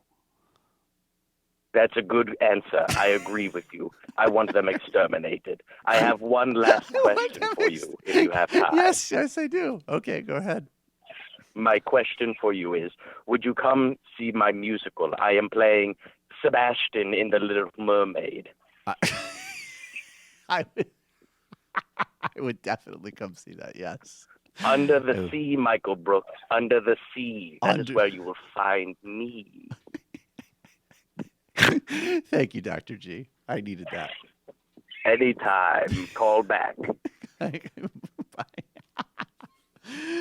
Oh, my God, that was great. Okay, let me read a few IMs and then we'll go to Europe. Alex Cap. I bought a half-year membership for a friend who loves podcasts and has been increasingly into politics. Hopes this helps with the YouTube problem a bit. Thank you so much. Love you all, even if you haven't embraced the glorious gnome Marksky. As my board up, I'm giving him a shofar. Thank you, Alex Cap. Joshua Arden. Hey, I'm our crew. I've been a member for 2 years now. I've caught most of the episodes during that time, and I appreciate what you all do. I especially enjoy the shows when MR Seder dictator is away and the crew gets to play. I've been interested and involved in politics since starting high school. I heard your guys' opinions and commentaries on politics, but I've not heard what was the catalyst that moved each of you to get involved. How have you all been interested and involved in politics from an early age? Have all of you guys worked in electoral politics, or has it mostly been politics on the policy and commentary side? Speaking for myself, I did always find politics interesting. I think I thought of it definitely like kind of any other kind of exciting spectator event. And then in high school, that was when I kind of went to World Bank protests, got really, and I guess I drank that Kool-Aid. I mean, I was reading Noam Chomsky and I was listening to Democracy Now! And just sort of went from there. And I did study international affairs in college, and I've done a little bit of electoral politics work, but mostly on this side of things. I wasn't terribly political. My parents aren't terribly political. I wasn't terribly political until the Iraq War. And at first, I had a TV like brand new in my room when that was just starting, so I could watch like the shock and awe campaign. And I can't really I didn't like turn immediately on that, but I felt weird about that. And after a while, I started listening to liberal talk radio out of Minneapolis on KFAN. It's sports talk, but they also have like these old Minnesota liberals on during the day, and that was sort of like my lifeline, like the Iraq War, John Kerry, then into everything. Kelly, how did you get into politics? Kelly laughs at you, and that question, sir. Circuitously. You have an opportunity to make up something cool. How'd I get into politics? What made you politically active or politically interested in any capacity? Honestly, I think that anyone that's been listening to this show would know that the answer is this show. All right. Because it's not like I didn't read news. I read a wide variety of news. Now I'm far more inclined to read political news. And I just... Well, you're doing the gun stuff. Yeah, you did the gun stuff, right? Yeah, absolutely. I've definitely had different focuses that are political. I mean, almost everything is political in some sense, but insofar as paying attention to congressional elections and things like that, I mean, I do it now, and I think it's important, and I donate to campaigns, and I pay more attention, but you guys are on a different sort of level. Although although you both know that I'm planning on potentially studying further. Cuddle Monkey, and the D-Man. Two times the Michael this week. Nice. Hey, Michael, can you do your impression of Sam in Vegas? Gambling, doing coke, seeing strippers, etc. Thanks. Can I want girls in my room, and I want them to have prints on all of their lingerie, but I want the lingerie to be Social Security themed. And I need it in my room now, and this coke is so bad for my allergies, but I love it. God damn it. There you go. You're calling from a 447 area code. Who are you? Where are you calling from? This is Erin calling from Edinburgh, Scotland. Hey, Erin, what's going on? Hey, so I actually live in Montana. I'm just visiting Scotland, but I just Cool. wanted to make a couple points about the Heath Mello thing, but just as kind of an opportunity to say something about how we do like pro-choice and abortion politics in conservative parts of the country, because that's where I've always lived. Yeah, go. Yeah. So I don't even want to give like any time to the disingenuous stuff that was coming from the sort of center left against Sanders because it was so disingenuous and performative. But I do think that a lot of what we were hearing from like people who were sort of representative of the DC sort of reproductive rights organizations that have a lot of political power in DC, which is great. But I'm thinking specifically of like NARAL, who were pretty hard on Sanders and Perez when they heard about this whole thing. And I just think that there's been a real disconnect for a long time between grassroots activists working on this issue on the ground in conservative parts of the country and the national left discourse on pro-choice politics that makes it really zero-sum. And basically what I mean by this is like the hypocrisy of we both have a ton of mainstream anti-choice Democrats in the Democratic Party and have forever. That's been a problem. Totally. And at the same time, any conversation that those of us in conservative parts of the country try to have about talking about making the pro-choice argument from a perspective with voters, from a perspective of, government overreach, government intrusion, and from the perspective of, pro-choice politics is the best way to support a personal pro-life ethic for all of these reasons. Like, this is how you literally reduce the number of abortions. Yeah. We get a lot of pushback from national sort of organizations that want to make it sort of exclusively about women's autonomy. We shouldn't have to apologize for having abortion. Right. I mean, of course, I personally feel that way, but that's not how you win people over. See, on the this is ground. where I think this is And really I just important. wanted to. Finish your thought. Go ahead. Yeah, go ahead. Well, all I was going to say is that, and then the one other thing that I would say, and I know I imagine I'm talking to somebody who's like-minded on this issue, is that, and I think James Thompson in Kansas was a great example of this.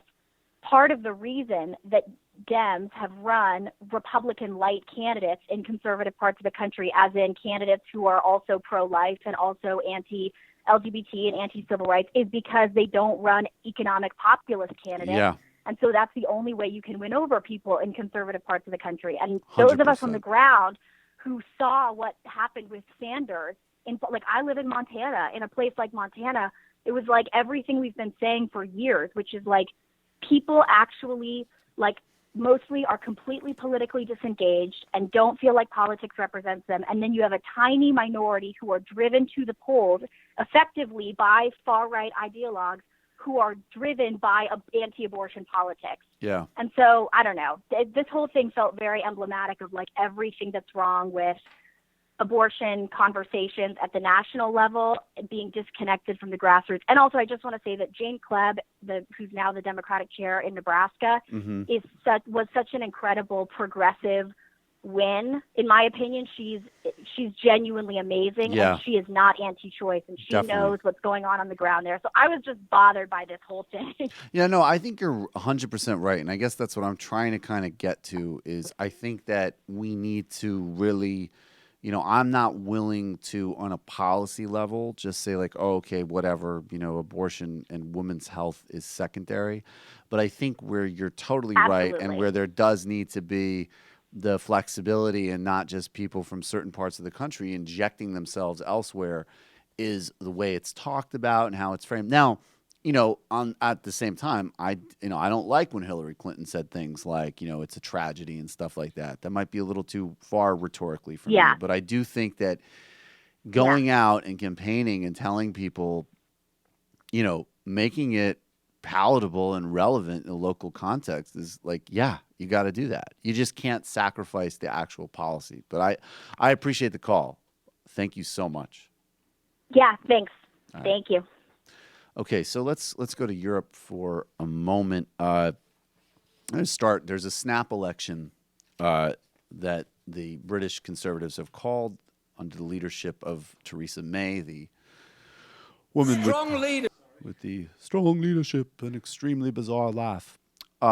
She is saying that basically she had lied about it. They've vigorously said for a long time, since she came in and replaced David Cameron after Brexit, that there was not going to be a snap election. She changed her mind, obviously. She's saying that the reason is that she needs more power to engineer Brexit. But the the pretty sort of transparent reason is that by all indications, she will utterly decimate a already fairly decimated Labor Party in the polls. I've made the point, I don't think that Jeremy Corbyn's problem has been having a robust left agenda. I think the problem has been in many respects, frankly, just failures in the strategic sort of execution of him and his team and failures of him as a leader performatively. But that said, I think if you're in the UK, you need to do absolutely everything you can to minimize the losses. These people are coming with the next wave of a ruthless austerity agenda, a Brexit that's only going to lower standards on labor and the environment, give more out to corporations. I mean, the usual right-wing agenda that you'd expect. And this was a moment that I thought was actually very strong that just happened recently in Prime Minister's Questions with Jeremy Corbyn, where he called Theresa May out because there's this notion of what is strong leadership actually? Apparently strong leadership is torturing the vulnerable. Here's Jeremy Corbyn making that point to the odious Theresa May at Prime Minister's Questions. Strong leadership is about standing up for the many, not the few. But when it comes to the Prime Minister and the Conservatives, they only look after the richest, not the rest.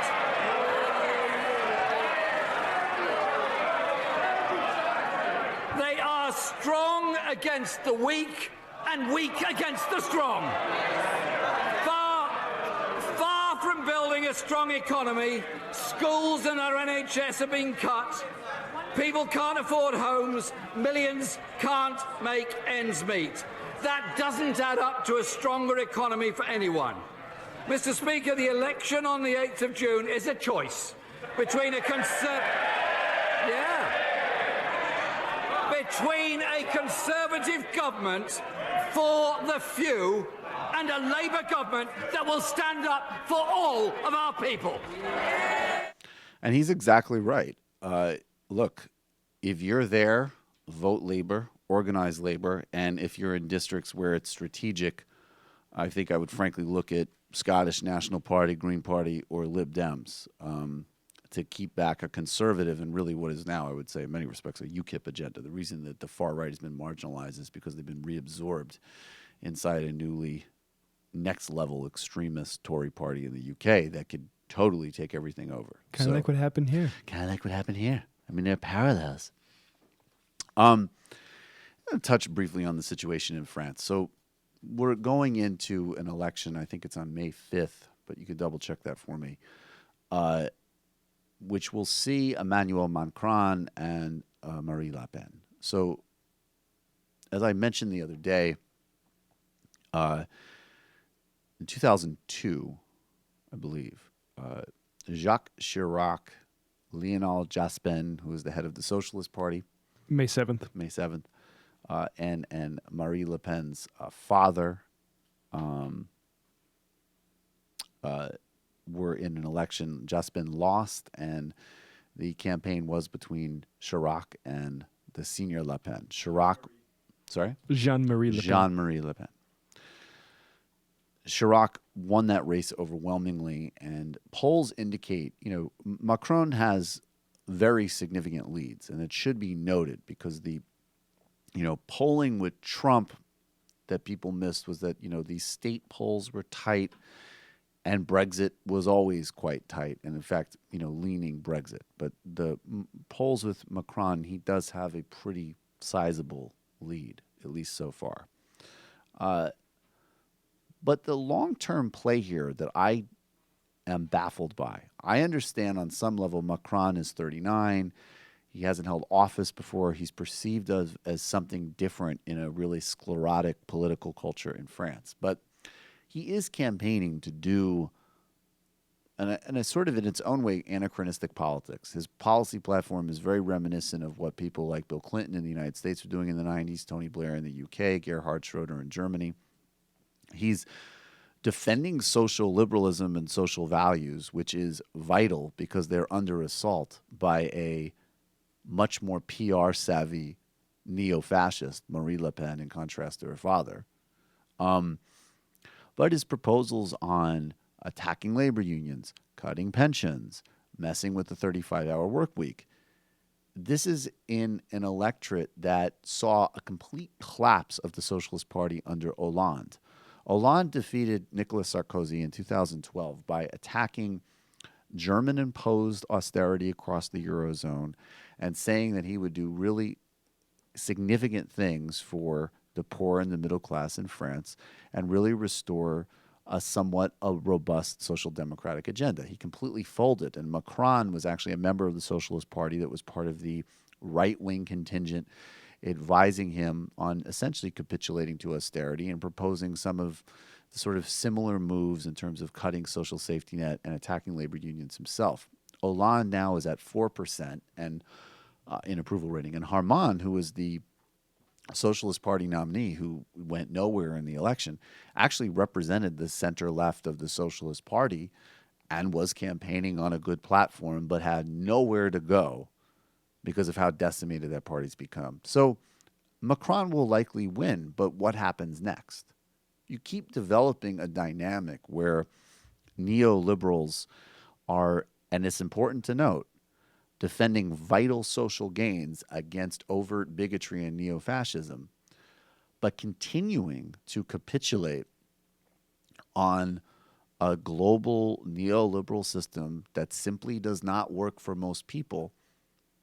That means that neo-fascist politics will remain resilient. And again, another distinction in France is that, of course, here in our particular politics, obviously Trump being who he is going to fold, and he has on every single populist move that he ever indicated in the campaign, immediately folding to pharma on drug prices, immediately, demonstrating that obviously all of his comments about universal health care were lies and bullshit.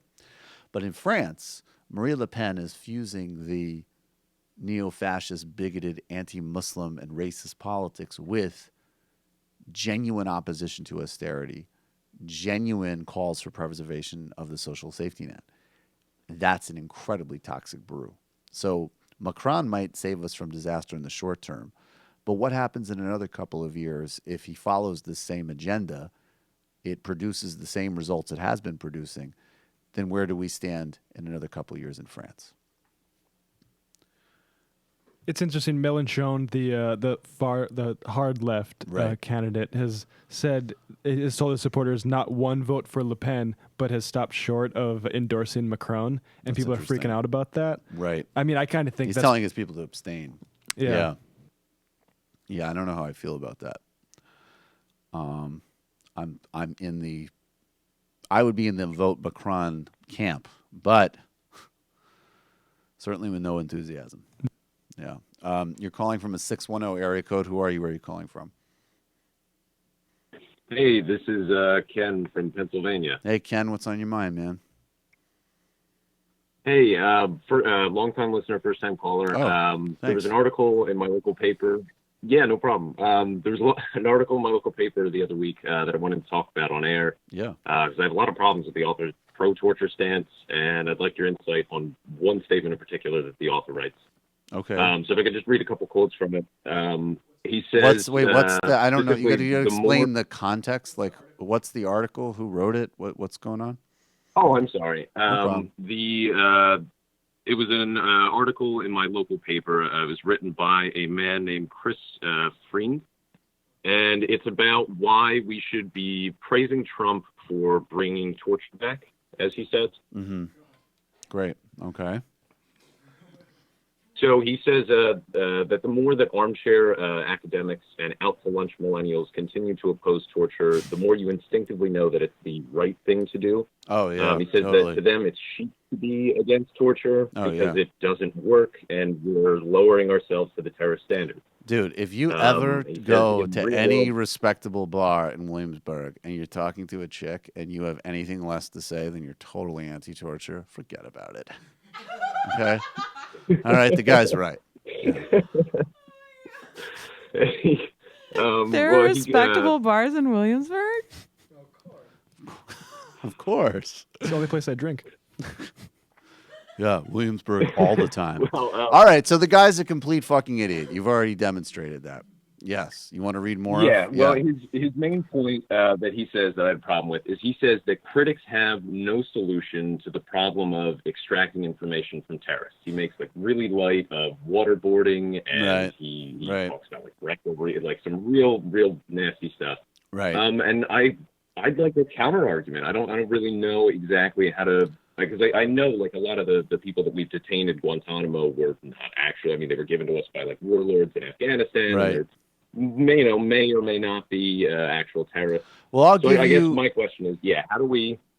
Well, I mean, I would just say, like, right out of the gate, when you're talking about someone like this, and I love the projection of this article. He's a great conservative writer. This is someone who, like, their position on torture has way more to do with their own psychosexual pathologies and insecurities than anything else. And you're never going to convince somebody like this, ever. Because this is like a cult person. Now, there's one part of opposing torture that has nothing to do with, efficacy, and even getting into that realm is a secondary argument. The first order argument is we have decided in international law and through evolving cultural and legal standards that certain practices are abhorrent and unacceptable. And even if, as he says that the convention shouldn't apply. Well, okay, but that's right. So he's wrong. So that's absurd, no, but that's what I'm saying though, is that the first part of this argument has to do with actually a baseline, which is I'm not even going to get into a conversation because the logic of where this goes is everywhere. This is why Trump talked about killing terrorists' family members. This is why when Israel, bulldozes the home of somebody's family who's involved in terrorism, these things are all violations of international law, just like waterboarding and everything else. We have made the decision that we have evolved a higher standard. So that's the first and foremost point. And there's a number of ethical, legal, and political reasons for that. Now, in terms of efficacy, if you ever need to get into it with anybody, I wouldn't get into it with somebody who wrote this article. Number one, when you're torturing somebody, they have an incentive to give you what you want. This is where a reason a lot of bad intelligence has gotten accumulated from someone who's getting waterboarded, because they're probably going to be desperate to feed you whatever it is that you're leading towards, even if they don't have it. And then on the flip side, there's a lot of reports from people, particularly in FBI counterterrorism, of how you actually get a terrorist to give up information. And it actually involves entirely the opposite track. And this is even apparently what General Mattis told Trump. Trump said this at the New York Times a couple months ago. He's like, you could just give them a cigarette. You talk to them. Apparently, obviously, like with most things with Trump, he had a 5-minute conversation with somebody whose approval he wanted, and it, shifted his perspective. But so there's a lot of research and a lot of anecdotal evidence on why torture is less effective than traditional interrogation techniques.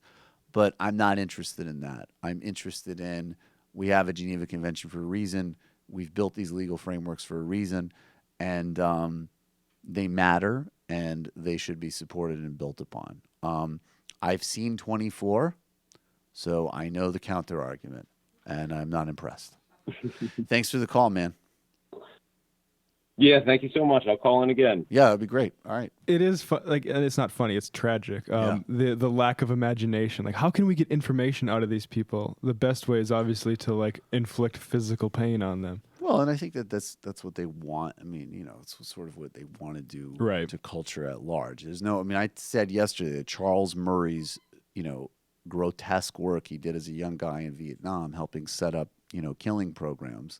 He himself said it transferred to advocating zero tolerance policing and brutality in inner cities in the 70s.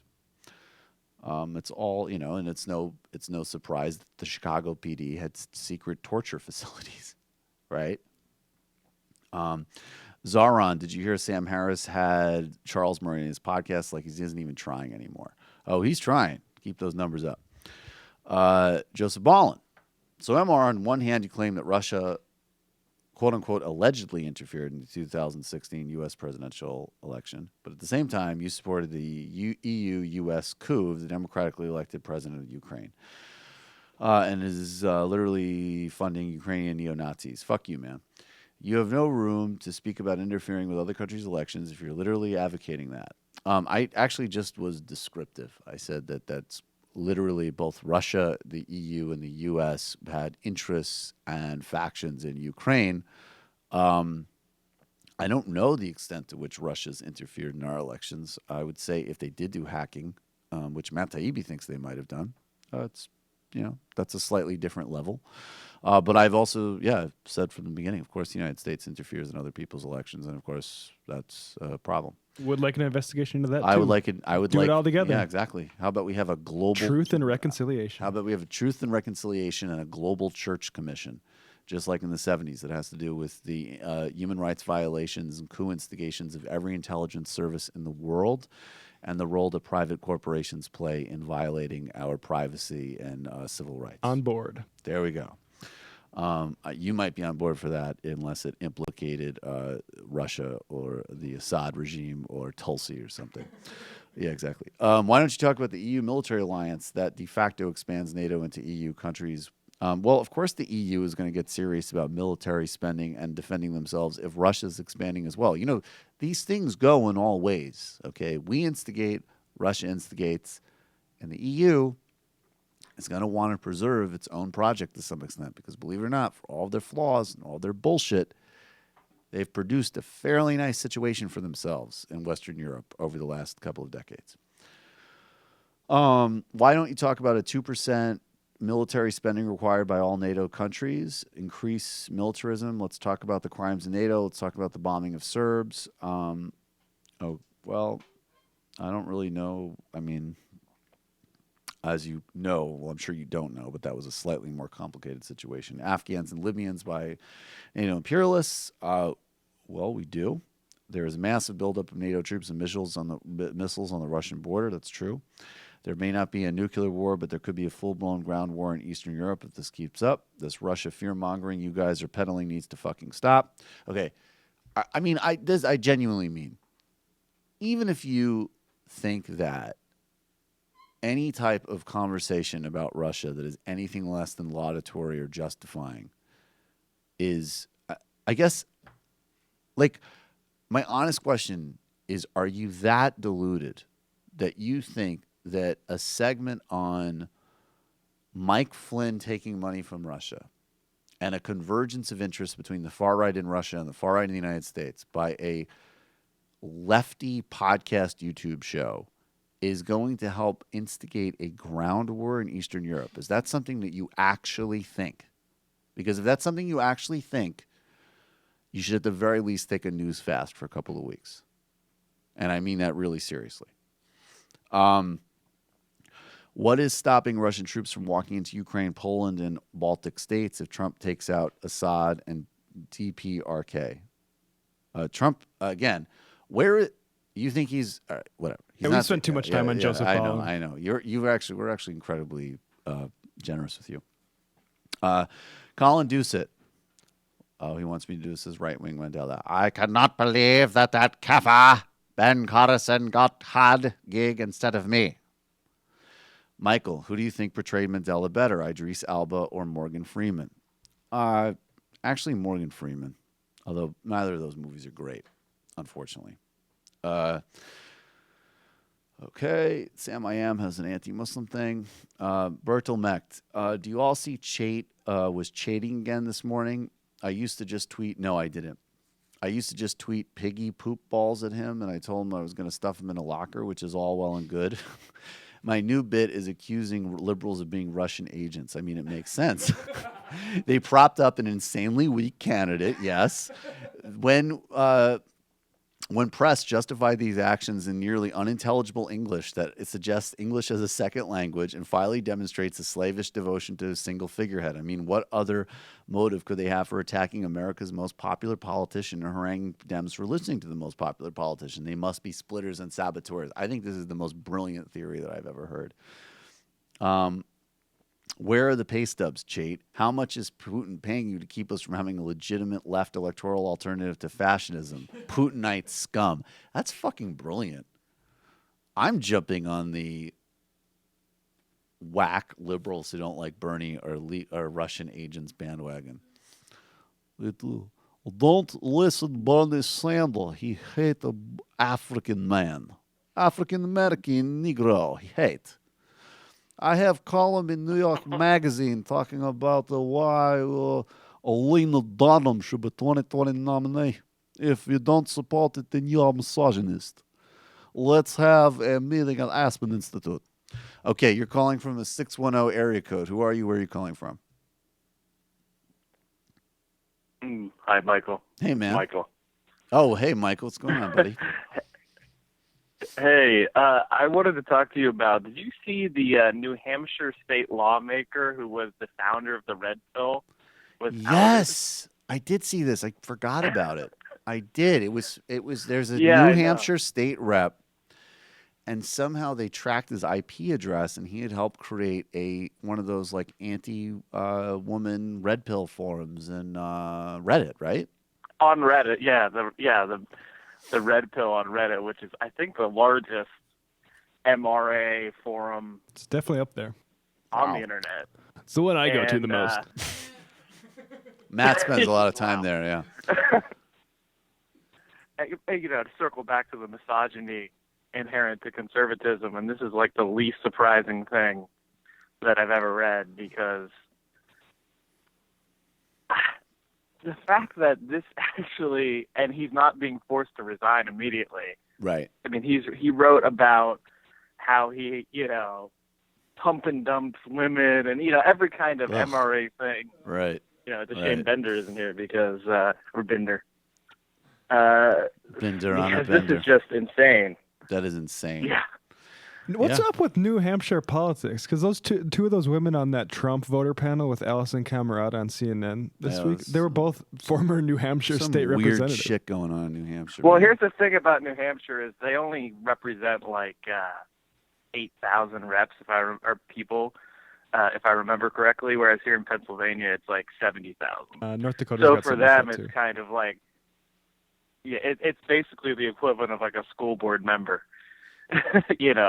So it's not as prestigious to be a New Hampshire state rep. It's not. That's why you have all these kooky weirdos that Right. are, end up getting elected. Right. I just want one more thing about the Yeah. misogyny and like the Yeah. difference between guys' perspectives on it, and they can't accept the fact that women really do face this like sexual intimidation Right. on a regular basis. Right.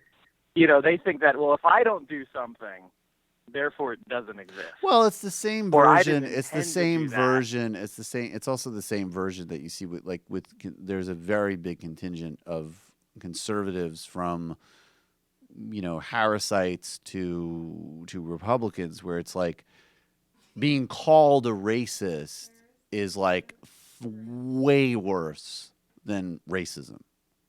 Like it's the and I would say to add some to this, I think that sometimes on the left we don't, I'll do the work yesterday. I'll explain who Charles Murray is to you, where he's gotten funding and why the only reason he has a career. And then I'll tie a bow and say, and incidentally, in addition to being a pseudoscientific shill scumbag, he is actually a racist. And absolutely.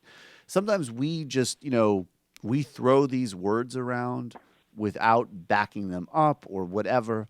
And that, I think, we need to get more muscular on. But on the right, they are infinitely more concerned about being called racist or being called sexist than the reality of racism or sexism. So that then the issue becomes not about women are being raped and sexually assaulted in a myriad numbers of ways. It's endlessly validated empirically and through culture, from everything from Bill Cosby to Fox to anything that you can point to. Then the conversation becomes like, well, I don't personally do that, and that makes me feel bad. So then the conversation becomes Right. another narcissistic, victim, pity party for, again, ironically, the real snowflakes in America. Well, the bow tie wearing, cloistered, virgins that are bitter that they can't get a girlfriend are actually the core of the Republican Party. Right. And it goes back to, remember that pseudo debate that people were having over how Mike Pence wouldn't eat dinner alone with any female Yes. without his wife present. Right. And that was endlessly defended by all sorts of conservative commentators, like, Right. oh, that's totally normal in a Right. marriage, that you would never have a professional or Right. a platonic relationship with another adult woman. I mean, Right. and that was kind of accepted as normal by them. And that is, so it's not much of a step to be founding a men's rights organization on the internet or a misogyny website, because they have no contact with women. And then when women's lived experiences and empiricism says, hey, we got a serious problem with the way women are treated in this country, Right. they kind of laugh it off as, it's okay. And then it becomes, and then there's that whole rhetoric of like virtue signaling, which is funny because Right. if Bill Burr or someone like that does a routine, like that's a pretty classic joke. And I've seen this, there's totally like the guy who takes the hey, I'm going to take, women's studies 101 to meet girls, right? Like it's a funny thing to make fun of. That's an archetype that's funny to joke about. And there is some truth to that sometimes. But the thing that's fucked up about the whole virtue signaling spiel, and that basically is that, again, this same kind of angry contingent of anti-woman people online, they'll say that what we're doing now is we're signaling our virtue to women, right? And what is so funny is that it's how every part of right-wing politics always comes back to psychosexual pathology, because it's like the projection is that you cannot have a single, it is the notion that you might just say as a human being, or even how about even more close to home, like someone who has a sister might just be like, yeah, I don't want to live in a world where women are sexually assaulted or threatened with violence, right? I don't even think that makes me particularly pro-woman, frankly. I think that just makes me a basic, decent, cognizant person, right? But they are so wrapped. They're so wrapped in their psychosexual pathology and insecurities that the only metric that they can interpret that through is like, well, that's a strategy to get women's approval versus just because that's all they can filter for themselves. Well, think about the way they talk about the government. It's a nanny state. Right. Or, they talk about someone who receives state benefits as a welfare queen. Right. It's always couched in this misogynistic language. Right. It's not just, women's issues. I mean, what is having a government that, ensures a level playing field? What does that have to do with a nanny? Well, and the whole it's word, always obsessed the with word those kind of terminology. And yeah, the word, I was just gonna say the word "cuck" is basically complaining that you're not taking your property in women seriously enough. Basically, yeah, as really? White women. It's misogynistic, and I have to hear it 55,000 times a day. Thanks. Ugh. Oh, no, I'm sorry, Michael. Did I hurt your I hate to bring up a third thing. No, But there's that conservative guy who said that. I think you created. I'm sorry, caller. Yeah, but anyways, final point, because we do have to jump. Mike. Final point, and then I'll let you go. Yeah. There was no problem. There was that guy running for governor of Virginia who said that he's tired of Yankees taking down the Confederate monument. Oh. Well, the tweet right below that was him saying, he was retweeting some guy saying, if you're tired of cuck-servatives, vote for this guy. Yeah, there you go. Exactly. Yesterday. So, I mean, it's just chalk through misogyny right is pretty there. much the organizing principle of the Republican Party. It's Arrested man. Development. Appreciate it, man. Thanks for the call. All right, this is the final caller because you've been waiting for 43 minutes, and then we're not going to take any more calls because we have another story and a bunch of IMs. You're calling from a 321 area code. Who are you? Where are you calling from? Hey, how's it going? I'm Vince. I'm in Florida here. Hey, man, what's on your mind? Hey, I just wanted to develop on this whole hypocrisy from the right situation. Mm-hmm. This is just my observation. The whole Berkeley riots, for example. Yeah. It seems like, I grew up with some values. If you say something, you have the freedom of speech, obviously, but it's like the right would say certain things that other people consider racist, and then they get surprised that people consider it racist, and then they continue to say it, and they like continue to incite it, like prideful, like it's their First Amendment duty to continue to say things that they know other people consider offensive, and then they get surprised when people retaliate. I mean, I don't approve necessarily of the censorship of everyone from the left, because that just makes these people seem like they're victims, but they're like going out of their way to victimize themselves. Well, look, And freedom of speech. my overall Freedom of speech includes that you're going to get a response when you say some shit. That's the kind of amazing thing. Yeah, about exactly. them. Like it's like it isn't freedom of speech. It's I need, in fact, a safe space to pontificate racist nonsense. And by the way, like, look, I am of the school of like, sure, Ann Coulter, come to Berkeley, get protested, whatever. Frankly, I think the best result with Ann Coulter is no one even shows up.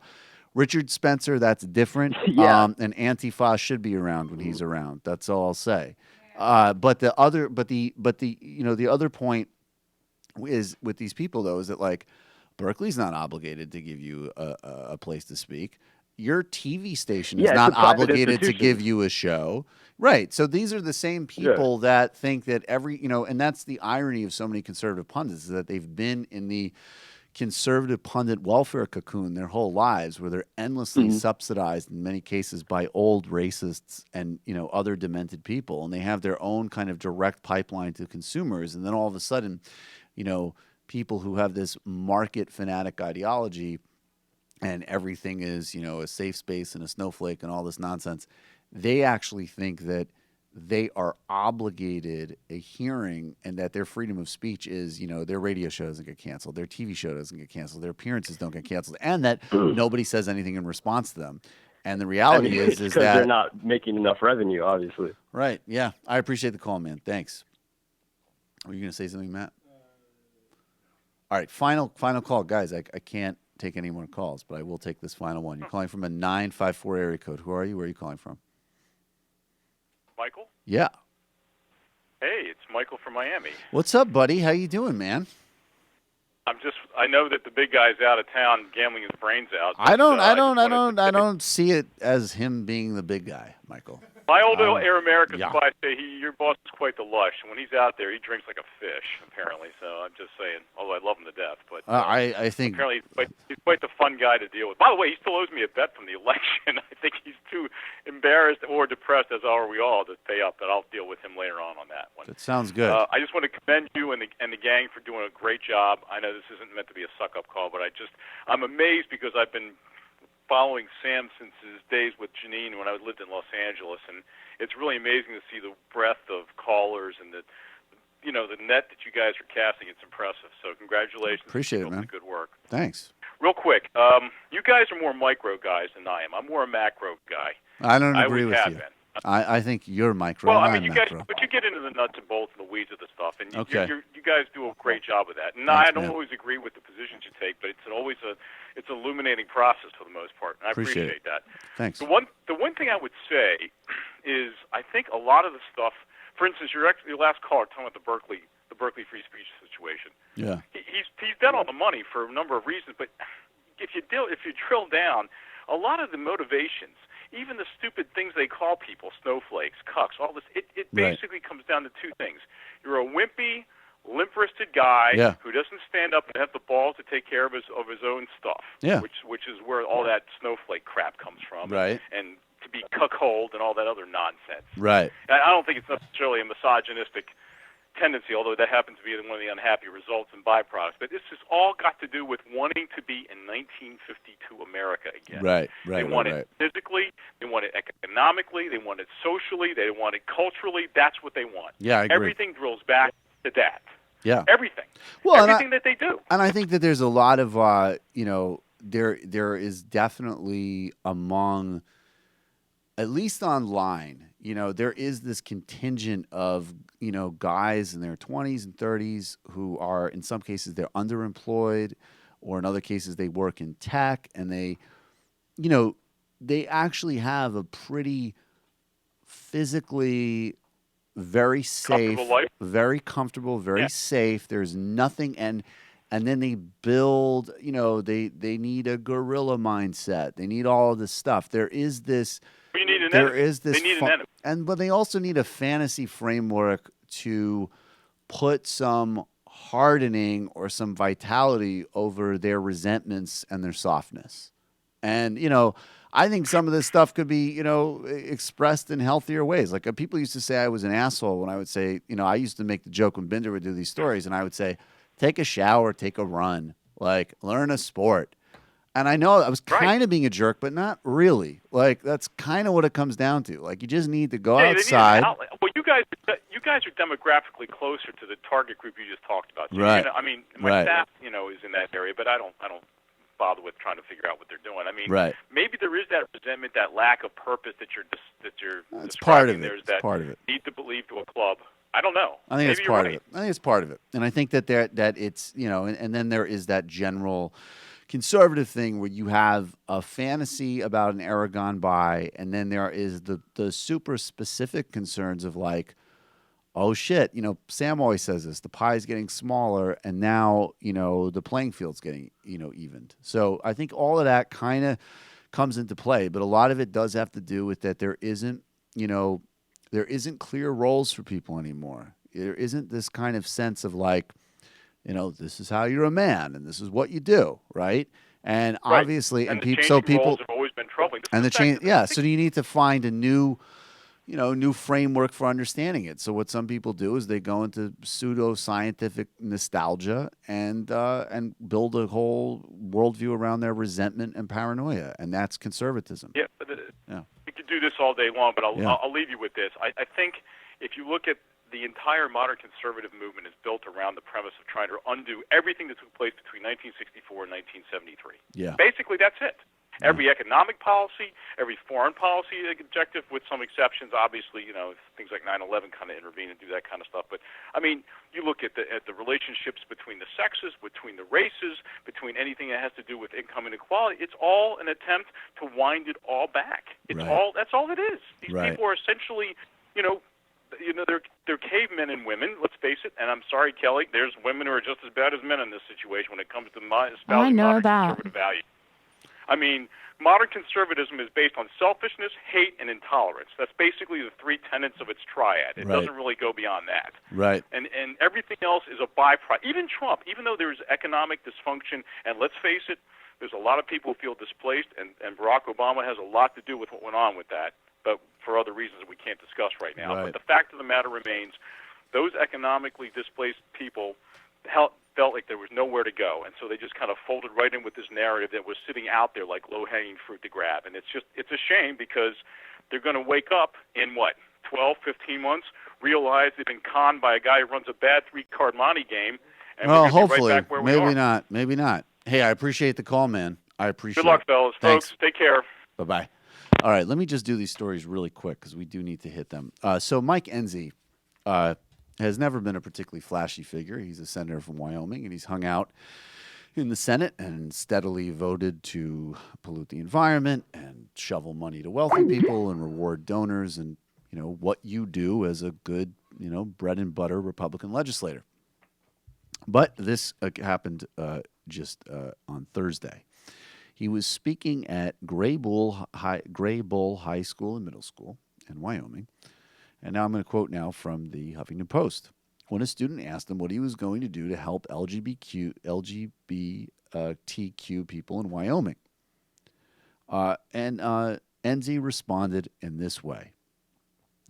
What work, and this is actually, this is the student's question first. This is the student. What work are you and your comrades doing to improve the life of LGBT community in Wyoming? The student asked, how do you plan to help Wyoming live up to its name as the equality state? That's me laughing.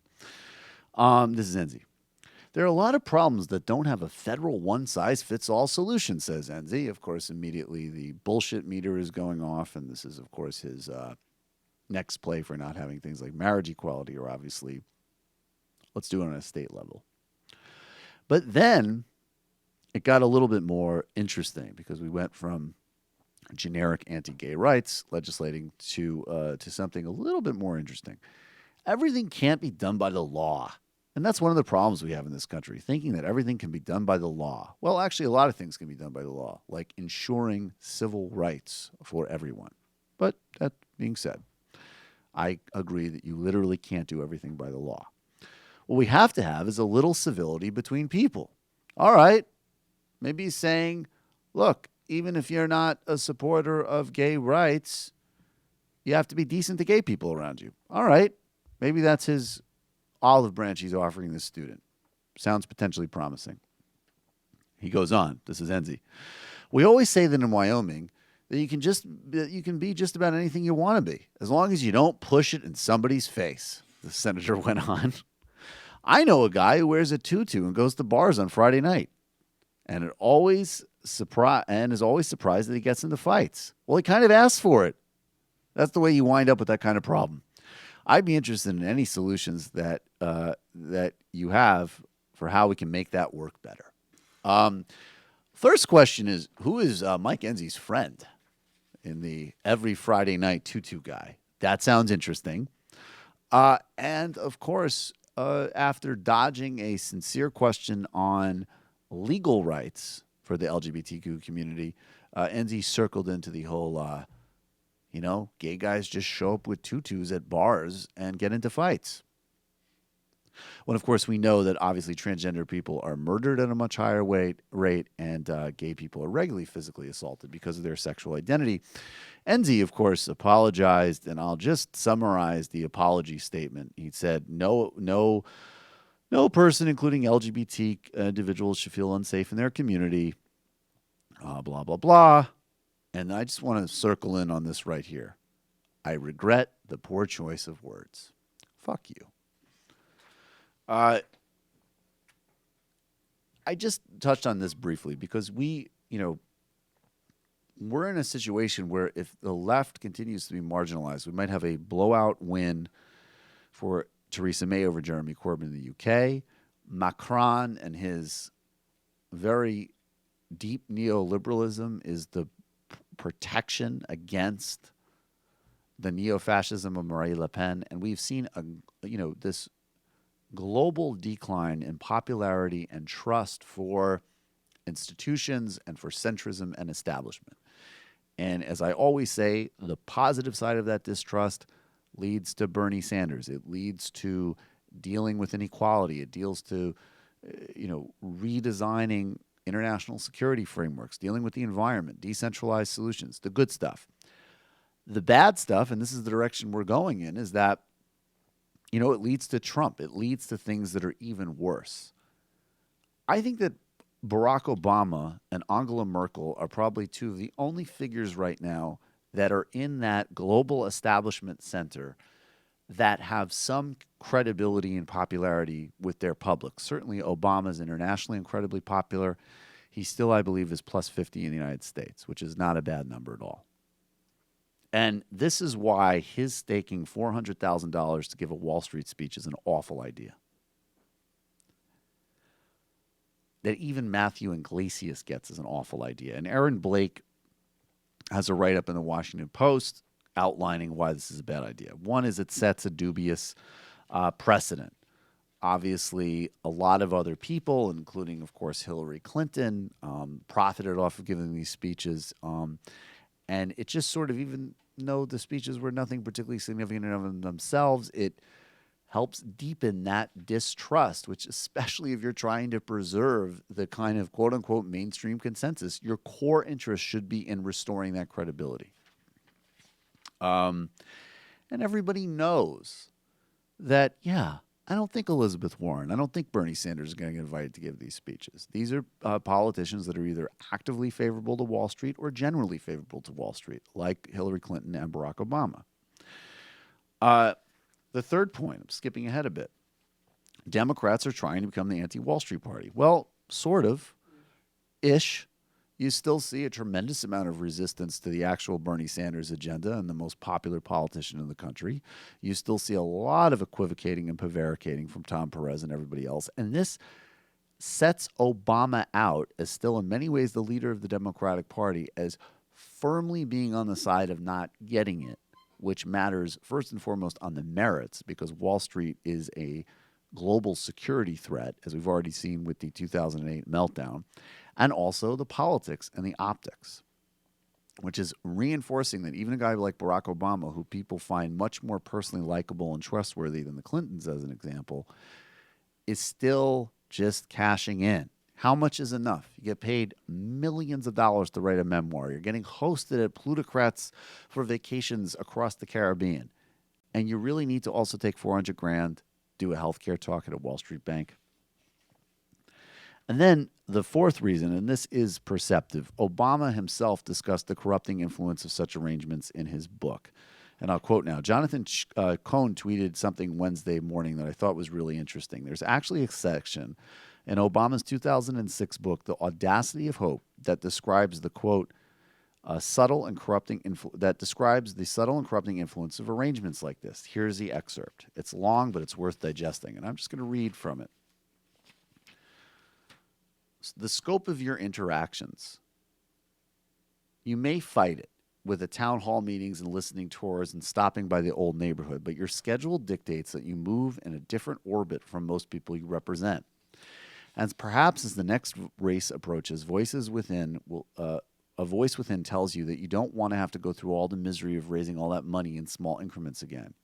You realize that you no longer have the cachet you did as an upstart, the fresh face. You haven't changed Washington. You've made a lot of people unhappy with difficult votes. The path of least resistance of fundraising organized by special interests, the corporate PACs and the top lobbying shops starts looking awfully tempting.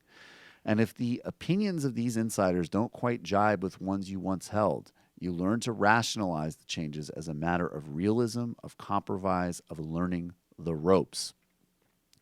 And Blake goes on, Obama's talking about politicians who are in office, yes, but he's also talking about how special interests get their hooks in without you really being conscious of it. He's talking about how taking special interest money is the easy way out, and that sure seems applicable today. They've done studies on pharmaceutical freebies given to prescribers, and even one free lunch, equivalent to about $20, is enough to change prescribing patterns. So the idea that Obama could take $400K and it doesn't influence him is laughable. And it doesn't say, Tom, we need to have a balanced message on Wall Street. Or when the book comes out, and the book inevitably will, he will defend his record on the economy, which included a horrific record on housing and modest improvements, but Wall Street getting off essentially scot-free. So they have a synchronized interest there, unfortunately. Denver Dave, Michael, I really like your pronunciation of venal as venile, as it combines venile with penile. In other words, influence peddling dicks. Michael, regarding the difference between GOPers and Trumpsters, don't tax and spend versus more tax and spend. The Great Wall of Mexico should be called the Trump Sucker Podsy. Congo and Quad is astonishing alliteration. That's true. Epish, U.S. News and World Report, college, high school rankings is the best example of everything despicable in the United States, besides white supremacy, of course. I know you hate math, but it's the only way to see through the frog of technocratic jargon. Also, you guys are better at math than you admit. I don't care about your grades. Sanjiva needs to read that bill. Mallow co-sponsored the bill that forced physicians to read a whole bunch of lies about abortion that causes infertility, death, etc. Pro-life is extremism. It's not acceptable. Scorn we too. Hey, Michael, I'd like to point out the law Heath Mello voted for did not require a pre-abortion ultrasounds. The law required the doctor to inform the patient that an ultrasound is available if she chooses. Yeah, but he just... Epish just pointed out the other parts of it. Lefty Uno, I cringe every time I hear that fat fuck Rush say it's just a measly $1 billion. Like, hey, that's not even that much money, folks. Fuck out of here. It'd be nice if Republicans talked about all government spending like that. Hey, yeah, it's just $1 trillion. How about we? Yeah, exactly. How about we rebuild the infrastructure? How about we provide some food? Half of that would, did the pipes in Flint. Yeah, exactly. Bad idea society. Is Rush Limbaugh going to say the Reverend Jesse Jackson in his charming, funny Jesse Jackson voice? Ivanka being labeled as a calmer head is sexist. She has not proved her assumed reputation. Angel... Also way less than half, I should say. Right. Angelo Satino, Dear Sam, it's Angelo Satino. All due respect, you have 140K subscribers. You need to look at getting sponsored. Dolink. Follow the tweets of Ian Basin, head of Obama's organization of attorneys, getting FOIA docs to monitor, create orgs, intersect with journalists and attorneys to file lawsuits to hold this administration accountable. Bernie puts people over party. Dems will lose until they get that and get the same. Perez on and on about party interview on NBC clearly showed that Bernie is teaching mode with DCCC. That's exactly right. Big Mama. Hi, Michael. I worry that Trump might follow Putin's lead and try to orchestrate a domestic terrorist attack in order to boost his ratings. This could be a hullabaloo Russia's talking about. Cadet. With all the mansplaining about the fresh elections on MR this week from callers and guests, why not start by learning to pronunciate the candidates' names? Your slip is showing. Staten Island Mike. Thanks for the last word, Michael. Old Matt should be all over the Robert Fisher story. Thanks for the last word, Michael. Is going to be my new favorite thing of the week. Did you guys see that the story about Richard Spencer that explains how often no one invited him? The university just allows general public to reserve room to get a fee. He's the Byron Allen's Comics Unleashed of Racism, Jay-Z. I think there's a really important thing going on being missed in the French election. Macron, who I see as a French Tony Blair, except the Masonic complex is in from the start. He gives his party his own. He gave his party his own initials, for God's sake. He has only one policy that he won't give up on: cutting 500,000 government jobs and slashing worker protections. French politicians of the mainstream left and right have been playing racial and religious politics for decades, as Mehdi Hassan wrote in The Intercept. Yes, that's a great piece. Le Pen has promised she will butcher workers' rights, or hasn't promised to butcher workers' rights or hack the state. I put money in the fact that she would, but it's not what she said. The widespread media narrative that the left will turn out and block her like they did for Papa Le Pen seems like a dangerous assumption. There's far less distinction between La Republican voters turning out for Le Pen than for Mélenchon voters voting for Macron. And if my Blair analogy is right, there's a mess coming out of France when the neoliberal gloss comes off like it did here. Right? No, I think that's a good point. Harley Ray. Hold on one second. I can't believe I subscribed to it. What is Ronald Reagan's podcast called? I subscribed to it, and I'm completely forgetting the name. Would you look that up, Matt? It's on iTunes. It's Immigration. Redirect. The Redirect. It's a really good podcast. Redirect, Stephen Robbins. M. DeWitt, did you watch Abby Martin's Empire Files with Greg Palast? He talks about Chris Kobach's cross-check the Trump people off of voter rolls. Why aren't Dems publicizing the issue? Tom Perez and Keith Errolson need to be talking about it. Thanks, Michael. I didn't see that. Perez has said smart things about putting voting rights at the center. Jimmy Reefer Cake. Aloha. Every 44 seconds, somebody's arrested for weed possession or use. T.B. Ward. There is no kindness in...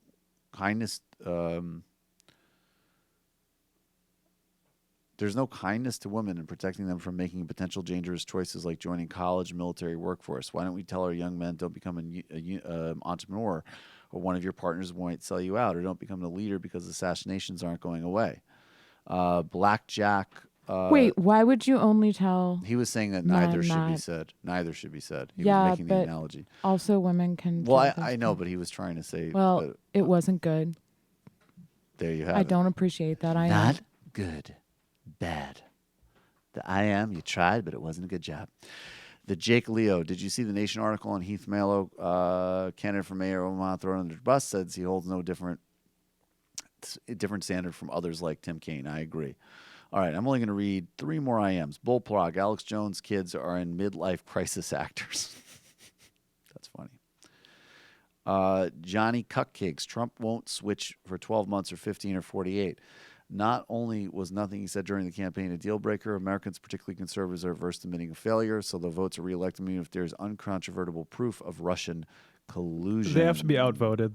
They have to be They're not going to outvoted. be persuaded. Yeah, I agree. It is about power, not persuasion. And the final I am of the day. A Square, Mike, fantastic and insightful interview with Waz yesterday. As for Ivanka, while she's not that shrewd, it was interesting how she blames the media versus folks for booing criticism. Like father, like daughter. That's right. Sam is live from Vegas tomorrow. We'll be here too. Have a good one, everybody. It might take all the strength I got to get to where I want, but I know somehow I'm gonna get there. I wasn't looking when I just got caught between the truth and the lie bar. But finding out won't make me feel any better. Yeah, I know the clock is ticking,